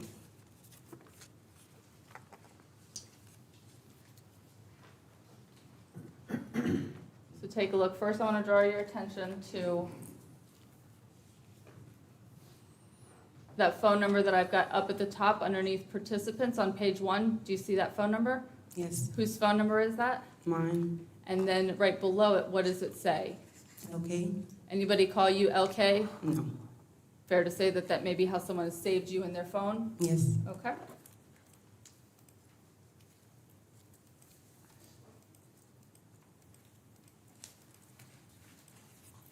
Let's stick with page 1. Now let's talk about right above this yellow card. Do you see the Gmail address? I do, Is Ace a nickname that's familiar to you? yes, Whose nickname? Billy's nickname,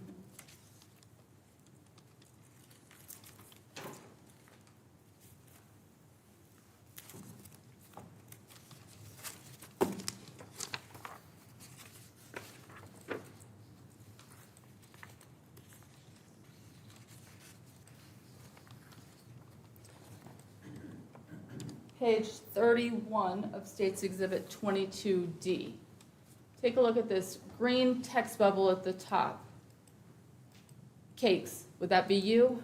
yes, And page 32, green text bubble at the top right. How was your day, wife? Is wife you? yes,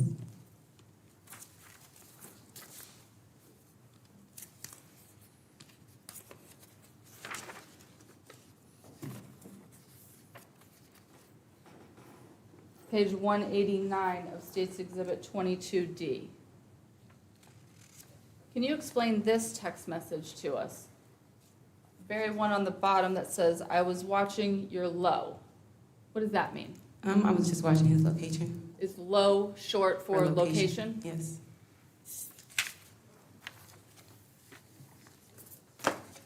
Is that something that you like to do, watch his location?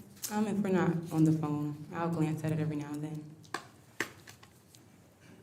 And now page 225 of State's Exhibit 22D. Is the phone number next to the word "to" in this text bubble yours? Yes. And Yes. then the message, will you read that for me, please? Where is your location? Is that what it actually says? Where the TF is your location at? What does TF stand for? You can say it. The fuck? Yo, and then what's low? Location? And who's sending that message to you? Ace. Who's Ace? Billy. What's his Billy last- Adams. Okay.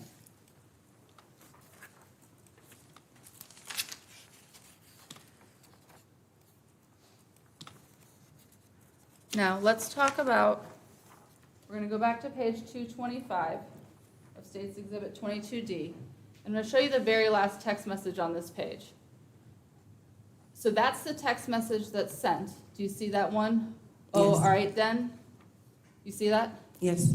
Now, the next page, oh, sorry, I've given you the wrong page. Let's just forget that last question, strike that one. Let's go to page 287, and I'm going to show you the top message on that page. Do you see what I'm referring to?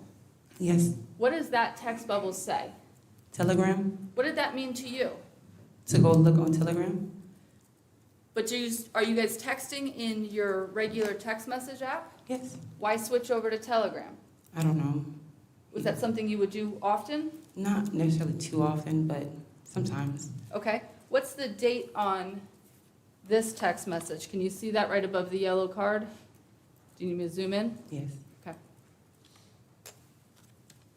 January 27th, 2023, What time? 7:38 p.m. Now, looking at the next text bubble on this page, 287, is that response okay, meaning that you're going to switch over to Telegram? Yeah.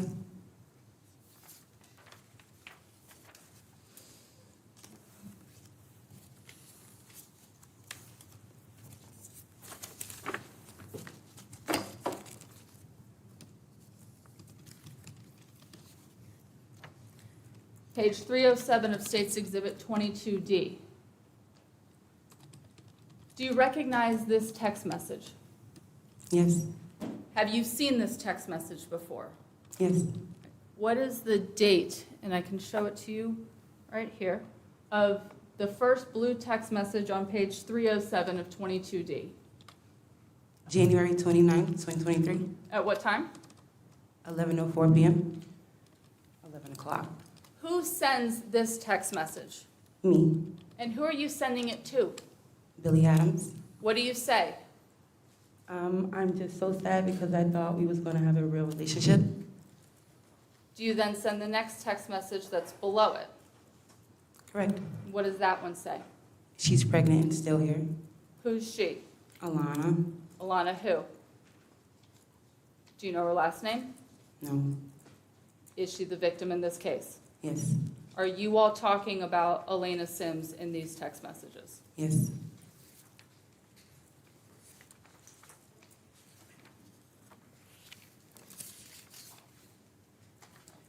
Page 308, and tell me if you need the other ones for context. The text message, "Tomorrow, dish shit done." Are you all still talking about Elena Sims? Yes.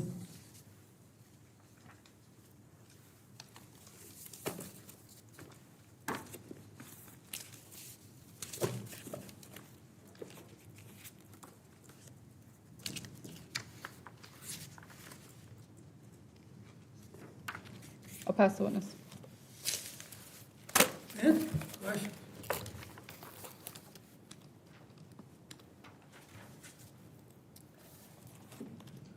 Good afternoon. Good afternoon.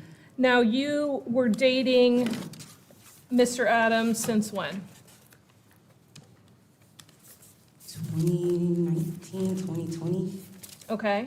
So in 2020, you meet him and you meet him on Instagram, is that correct? Yes, You message him yes, and he does music. yes, You were able to see some of his music videos and things like that. yes, ma'am. Wasn't unusual for there to be girls on his Instagram or talking to him or things like that, correct? No, Times you blocked him before because of girls that maybe he was talking to? yes, Times that maybe he blocked you because of guys that you might have been involved with? yes. And you all kept going, right? Yes, ma'am. Block him and take it away in about an hour and continue with your relationship with Billy. Yes, And when you found out that Elena was pregnant, it was something that she reached out to you? yes, And that was earlier in 2022, correct? Yes, ma'am. Sometime around the summer? yes, ma'am. So this wasn't new information, it was something that you had for a while. Yes, ma'am. And Billy told you that it wasn't his kid, Yes, and that was Counsel, consistent. For the benefit of the court reporter, can we use his last name, please? Sure.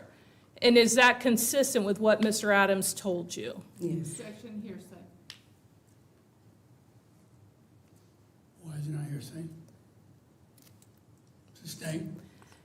And she, when you were talking to the police and the state attorney about what you believed, you weren't sure. Is that correct? Correct. At the time when you were talking to them? Yes, And you knew she was pregnant, you knew what she was saying, but you also knew what Billy was telling you. yes, Mr. Adams, you mean?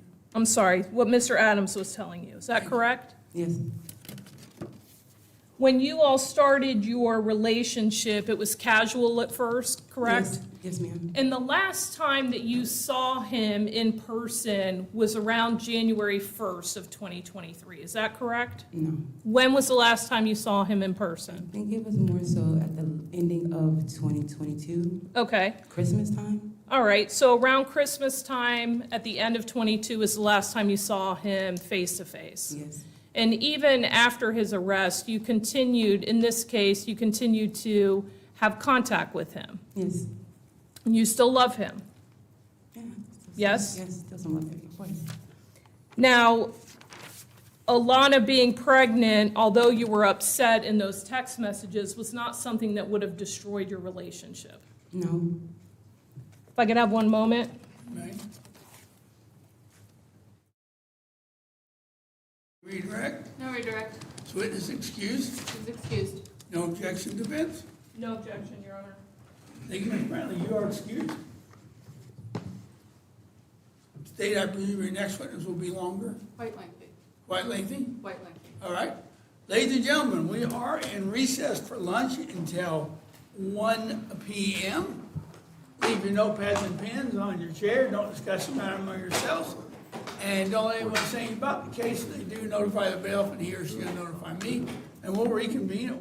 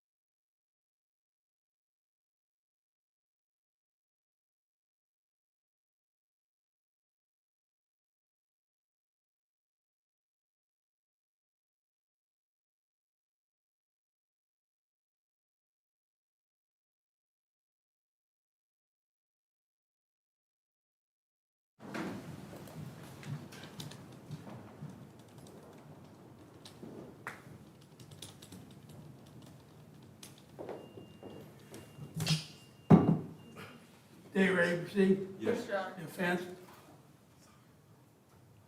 Yes, there was just some weird beeping, I don't know what. What's, you need a moment? No, I don't. Okay. Bring it in, Jerry. Yes, Judge. So the court knows the schedule for this afternoon is gonna be the lead detective. There's going to be 4 interviews that are played. The sum total of the interviews is close to about 3 hours. Whoa. Okay, So I think that there, oh, and Ms. Kubatier is sitting here while Ms. Jones. welcome. Good afternoon.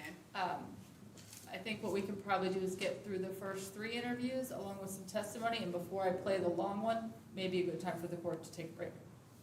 How long is the long one? 2 hours and 5 minutes. Okay. The first 3 are gonna be done by when? There's gonna be testimony interspersed, so Okay, those first 3 are about 10 to 15 minutes each. all right. So we get through those, we take a break, and then they come back for, well, let's see, because maybe if it's 2 hours, we'll try to do like half of it and take a break and do the other half. Do you I want would- all 2 hours played at once? That would be my preference. Okay, well, we'll take the break before the 2 hour one and see how we're doing, Thank okay? you. Thank you. All right.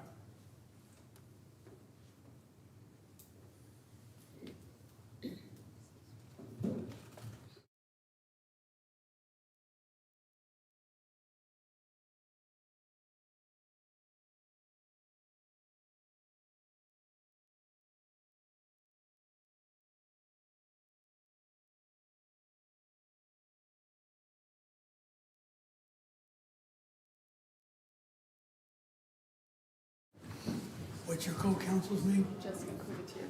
Nice to meet you.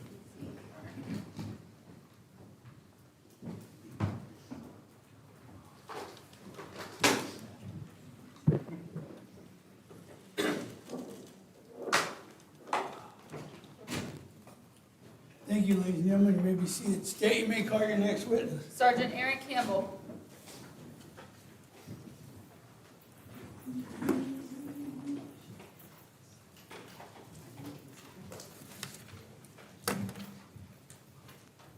Do you swear or affirm that the testimony you're about to give will be the truth, the whole truth, and nothing but the truth, so help you God? Yes, Thank you, sir. You've already been sworn in, right, Sergeant? I have, sir. Yeah, all right, come on up here.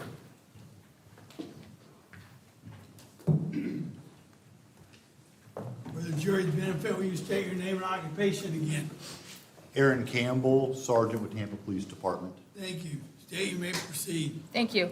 Sergeant Campbell, we left off talking about how you had taken Mr. Denton's phone, downloaded it, and then returned it to him. But I actually want to back up and start talking a little bit earlier in your investigation with January 31st. On that day, in Live Oak Preserve, did you make contact with the defendant outside of his residence regarding the surveillance videos and just being in that neighborhood? I did.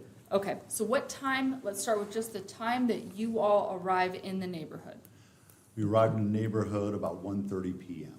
And that's you and who else? Me, Detective McGill, and then Detective Kirkpatrick and Detective Klein were also doing other tasks in the area. On January 31st, is that the first time that you interview Mr. Adams? Yes, During that interview, is that the day after the homicide? it is. At that point, is your information pretty limited? It is. Do you have anything beyond what the family has told you that links Mr. Adams to that investigation at that point? I do not.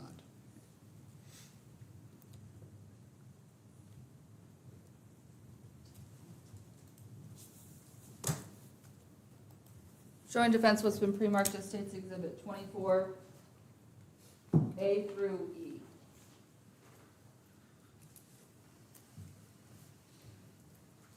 Detective, have you, or Sergeant, have you had an opportunity to review all of your interviews with the defendant? I have. Have you had an opportunity to review all of them that are on these discs? I believe so, yes. You know, at this time, I'd ask to move into evidence what's been pre-marked as State's Exhibit 24A, 24B, 24C, 24D, and 24E. Judge, can we approach for a moment? You may.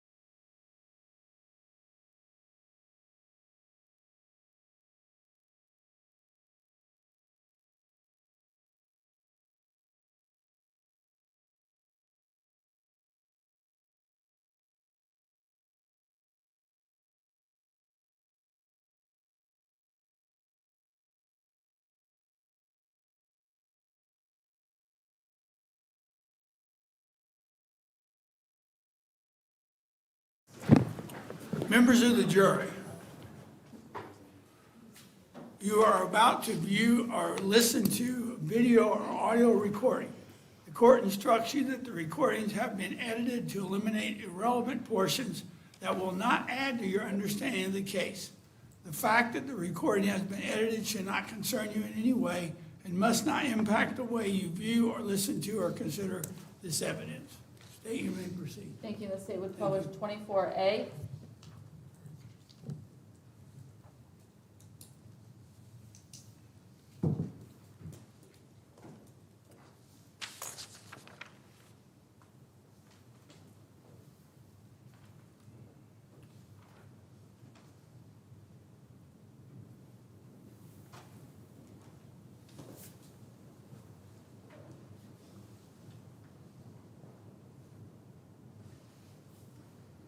And Sergeant, is this going to be the interview The from, 31st of January 2022. from January 31st of 2023? It will, yes. Okay.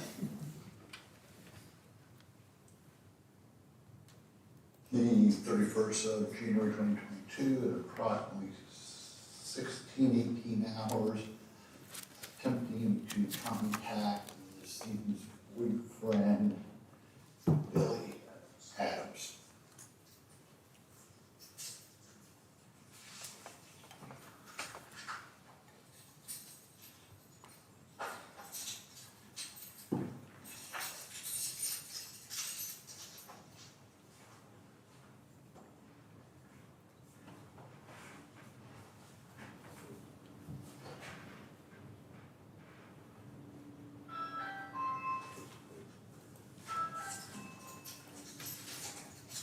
We can't answer the door right now, but if you'd like to leave a message, you can do it now.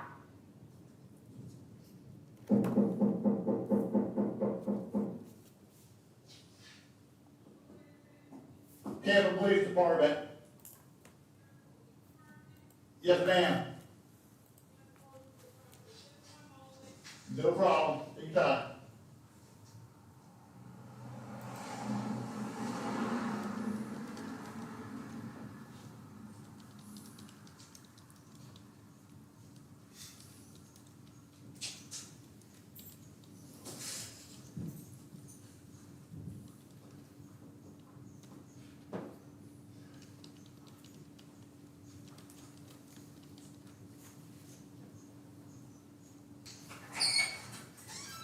Hi, how are you? Okay. That Camp PD. Are you doing some partner at that hotel? Hey, is Billy home by chance? Yes, everything. Yeah, you don't need to call, I promise you that. But we do need to talk to him. I don't know if he knows anything about me yet. Okay. Thank you.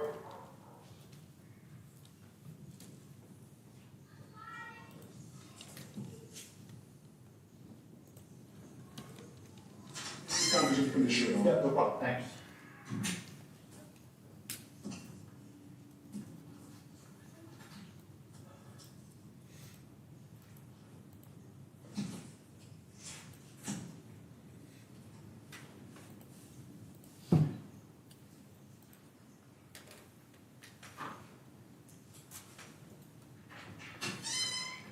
Hey, Billy.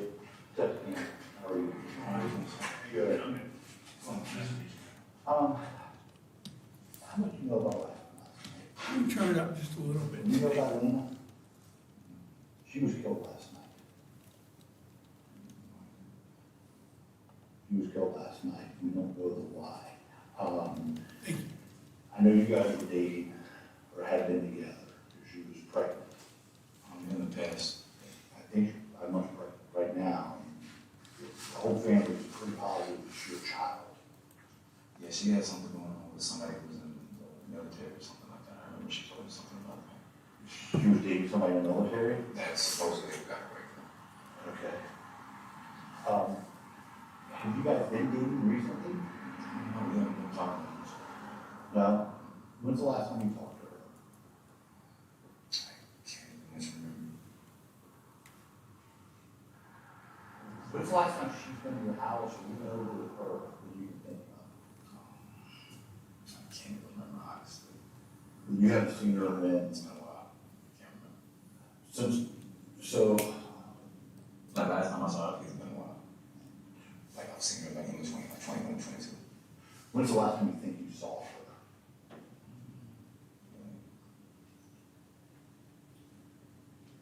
Like a couple months. Okay, like before Christmas, a couple months? Before Thanksgiving, you think? It's just hard to remember. Okay, but sometime, definitely before Christmas, you haven't seen her or anything. Right. Now, did you have a barbecue party type thing last night? No, just some people came over. Yeah, my family, they were in the backyard, some friends pulled up to the house. Like I said, but no, she wasn't here. Okay. Did she call you and want to come over here or anything? No, sir. Okay, so you haven't seen her, she hasn't been over here? No, sir. Okay, don't know nothing about any of that stuff? She wasn't here? She wasn't here, sir. Okay. What's your date of birth, Billy? October 25th, 1997.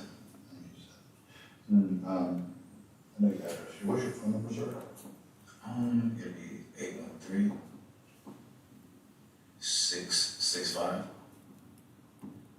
5140. Okay. But definitely not your baby with her right now. No, I don't think so. Okay, so you don't think she's pregnant with your child at all? No, sir. Okay, and where were you last night? I was home. The whole night? Yes, sir. Did you go out at all that night? Sir. I went out today with my father, just took me to his appointment, so we went out to his, what's the chapel area? Okay, so you were home at 6 p.m. yesterday, Yes, sir. 5 p.m. yesterday, Yes, 7 p.m. yesterday, 8 p.m. yesterday? I was home. Some people, some friends came over, yeah. I mean, you probably see my confusion. Yeah, she was was never you. Yeah, she was never here. Okay. Okay. But I took a video yesterday, it was just the fellas, like a couple guys just came over, they just the fellas.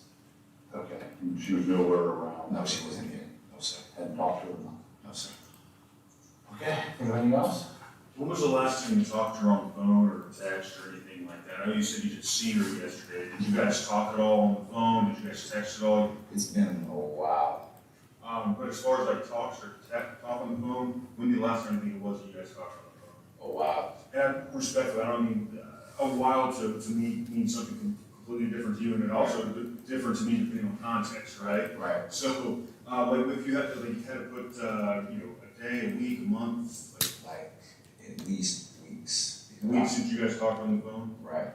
And what about texting? Have you guys texted? Same thing. Same thing. Okay. Do you know how she would have known you were having a party that night? Social media, probably. Did you guys post out that you were having something over here? Not that I was having a party, but like, I posted like my guys came up here, like the fellas, like I can show you videos of me and the fellas, that's it. Okay. So we're just in the backyard. So, So chilling, celebrating, and relaxing. that's it, sir. Okay.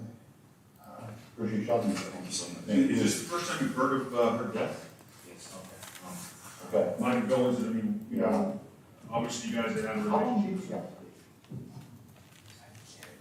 Just to be honest, it was like something like, you know, on the side, like I was talking to like other girls and stuff like that. Yes. Honestly, so. Did she think it was a bigger deal than it may have been? I mean, I know women do a lot It's of hard, times. it's hard I to mean, say. yeah. It's hard to say. Did you think she was the only one? I don't think she, Okay. it's hard to say. I know, I got it. All right, my man, you're good. Yeah. You guys are safe. Thank you.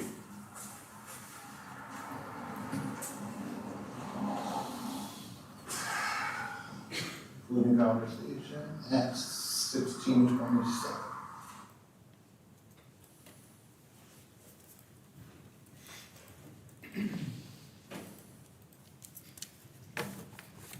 Now, Sergeant Campbell, let's talk about the phone number that was given to you during that interview. What phone number was that? That was 813-665-5140. Now, we're going to skip ahead a little bit to your second and third interview. Okay, Were you given that same phone number? different phone number. What was the other phone number you were given? 813-625-6844. The phone that you eventually take into custody, is that the phone number from the first interview? From the second. So the interview from the first interview phone number, is that phone number ever brought up again? No. The second voice that we heard on the interview towards the end, was that Detective McGill? Yes, Detective McGill. After that interview that we just listened to, do you all leave? We do. Do you all continue doing your investigation? That's correct. On February 1st, the next day, do you and other detectives end up back out at the Live Oak subdivision? We do. Is this when Detective Klein and Detective Kirkpatrick are attempting to collect surveillance video from the community center? That's correct. And are you and Detective McGill in the neighborhood doing additional work? We are. Earlier, you testified that you were collecting, or trying to collect surveillance video in the neighborhood. Yes. Is that the day that you were doing that? On the 1st, yes. On the 1st, you all get into the neighborhood at what time? It was about 1:30 in the afternoon. The first time you make contact with the defendant's residence on the 1st is what time? 2:50 in the afternoon. 2:15? 2:50. Thank you. Is that when you all are writing the search warrant and seizing the black Chevrolet Malibu? That's correct. Let's talk about that time frame now. When you all arrive at the house at 2:50 to write the search warrant and take that Malibu, do you all as an agency leave that front yard? No. Is someone from Tampa Police Department in front of the residence the entire time until that car is towed? Yes.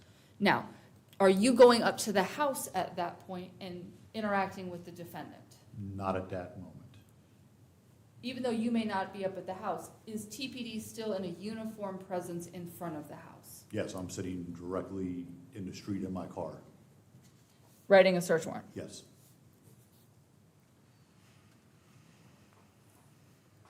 While that Malibu's being processed and towed, are you still on scene? I am. How is that playing out compared to your interview that you do on February 1st, the first time? On my second contact with Mr. Adams? Yes. Second contact was slightly different than the first contact. I phrased the question Okay. poorly. Do you have crime scene techs and other detectives in the front yard doing the processing on the Malibu while you're up at the door making the second contact with the? Yes, we're going to seal it and we're going to tow it. Does all of that happen before you make contact for the second time with the defendant? I don't remember if the car was gone at that point or not. Certainly the search warrant was written and then everything kind of slows down and takes a little time. All right. Now, let's talk about that second contact you have. So now we're still on February 1st. Still February 1st, yes. What time is the second interview? 4:29 p.m. Again, is this interview recorded? It is. Where are you in relation to the house, the car, everything that we've seen in the pictures of the front yard of that home?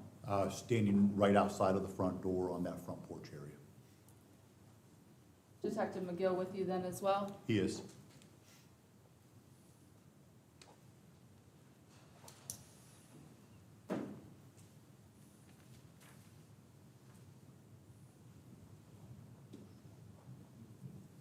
Permission to publish 24B. No objection. Granted. Thank you.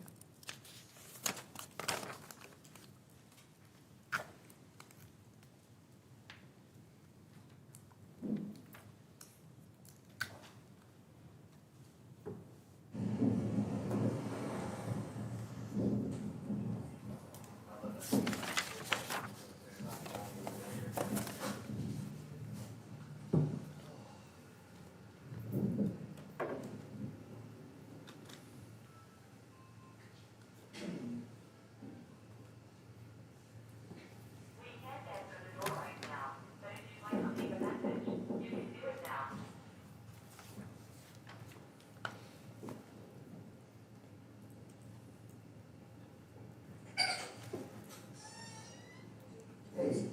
Come on, Billy, real quick.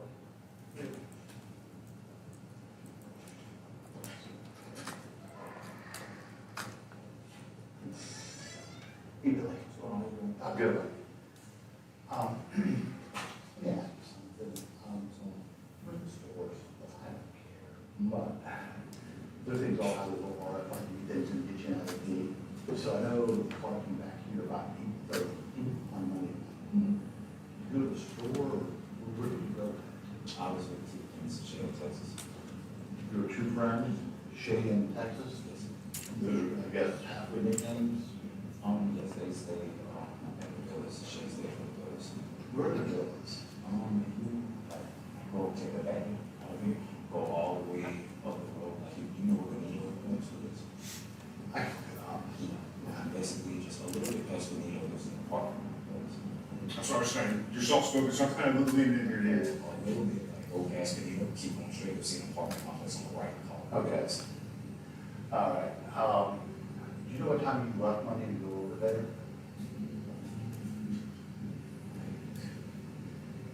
6:50 to 7. Okay, 6:57, I went over there, and then came back. Camera says 8:30, come through the gate, is that about right? 8:25, 8:30. Now, were they with you from here going there, or did you go over there and see them at the apartment? Right, that's what they said. Okay, so you left here alone, go over, you see Shay and Tex, and hang out about an hour and a half. Yeah, I video it. Over there? Mhm. Yeah, it would. And then you come back here right afterwards. Did you go anyplace else that night? Okay, because the other day when we talked, you said you're home all night. What, yeah, No, you said it was like this, all time, like 5, 6, 6, and I said 9, yes, 10. and I said yes in the middle of that, and it kind of kept going and changed subjects. Okay, fair enough, I'll buy that, okay. But from, outside of 6:50 to roughly 8 o'clock, you're home at those times. Right around 8:30, I was home. And never left after 8:30. And before, let's say 6:50, when you're home. I said my best was like early in the day, that was around that was early, around 12, when, and then we came home, I didn't leave again until that time where I went to go see my friends at the apartment complex, that was it. Okay. And that's the whole trip tonight, everything? Yes, sir, that's it. Okay. All right, you sure that's the truth? Yes. Okay. Did you go to that subdivision at all that night, where she was found? Do you know where she was found? No, sir, I was in those. Went to the village?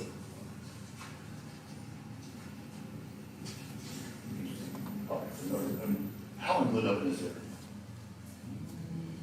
Definitely over the years, definitely. Over here?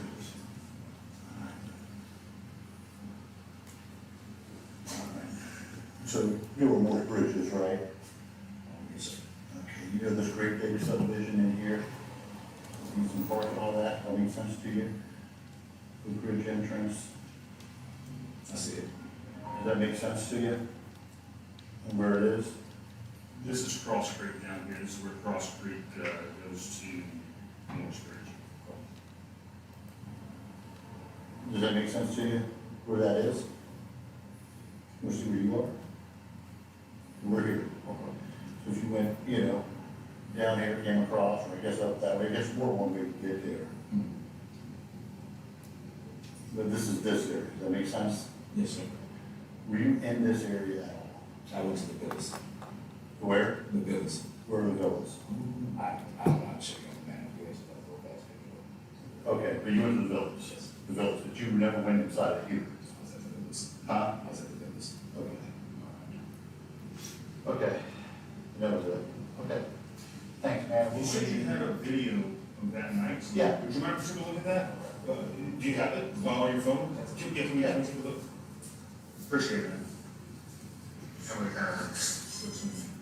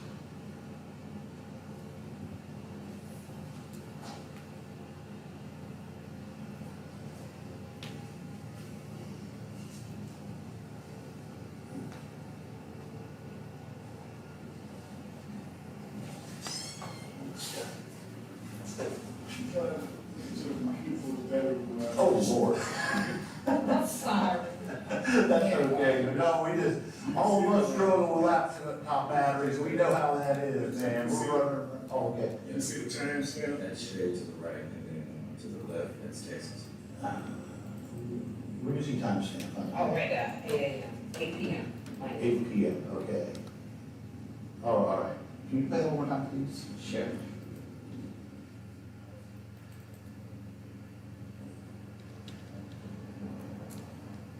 Is there any way you would text that to me?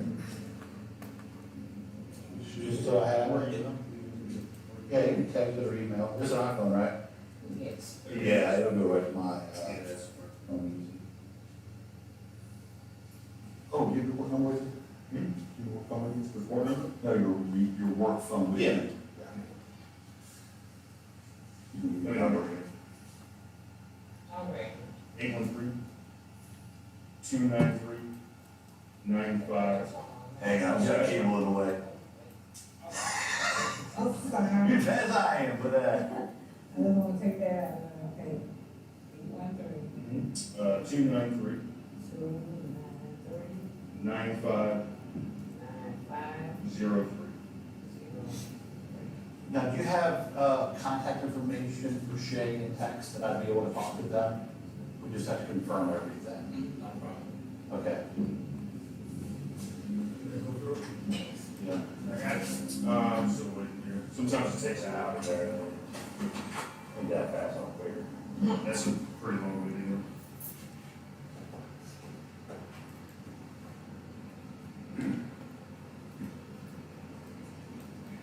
It's not happening. SHAE? S-E-Y-I. SURI.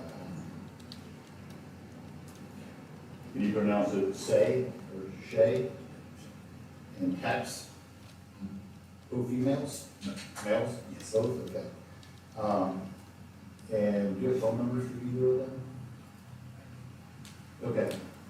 What's that number? Let me send you a text, and so that way you can send it. Oh, no, I got it. Never mind. I got it. It just came through. Okay, thank you.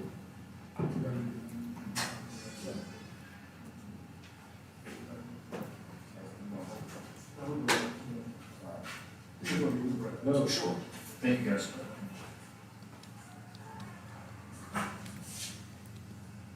Sorry. So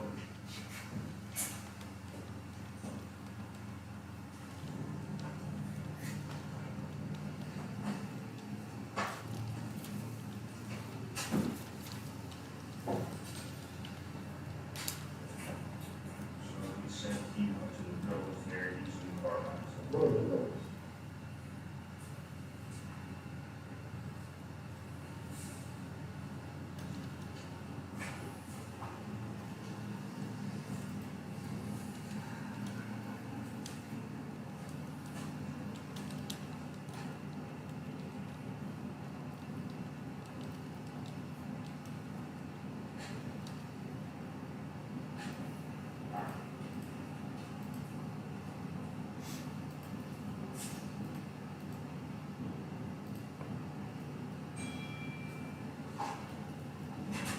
Hang on, Hang on. no, all I got is a stylus, No, man. I got it. I start carrying it. It pulls apart, one that goes on the other end.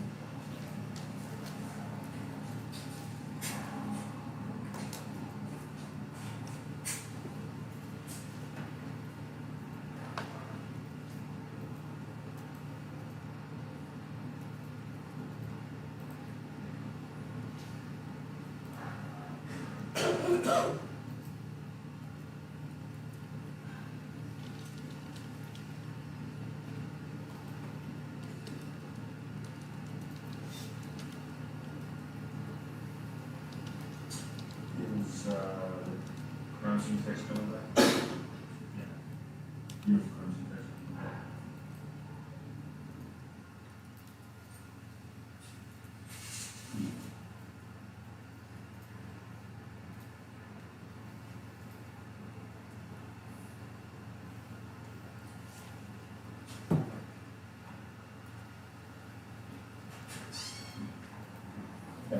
See, the old school detective, I still have it. I get this little joker together, you know, we're using these surveillance now, you know, things, paper things, trees, things are, oh, Texas.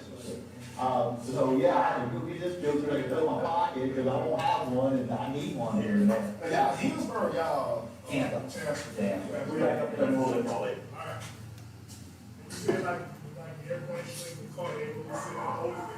No, I hope not, no, we're easy to work with.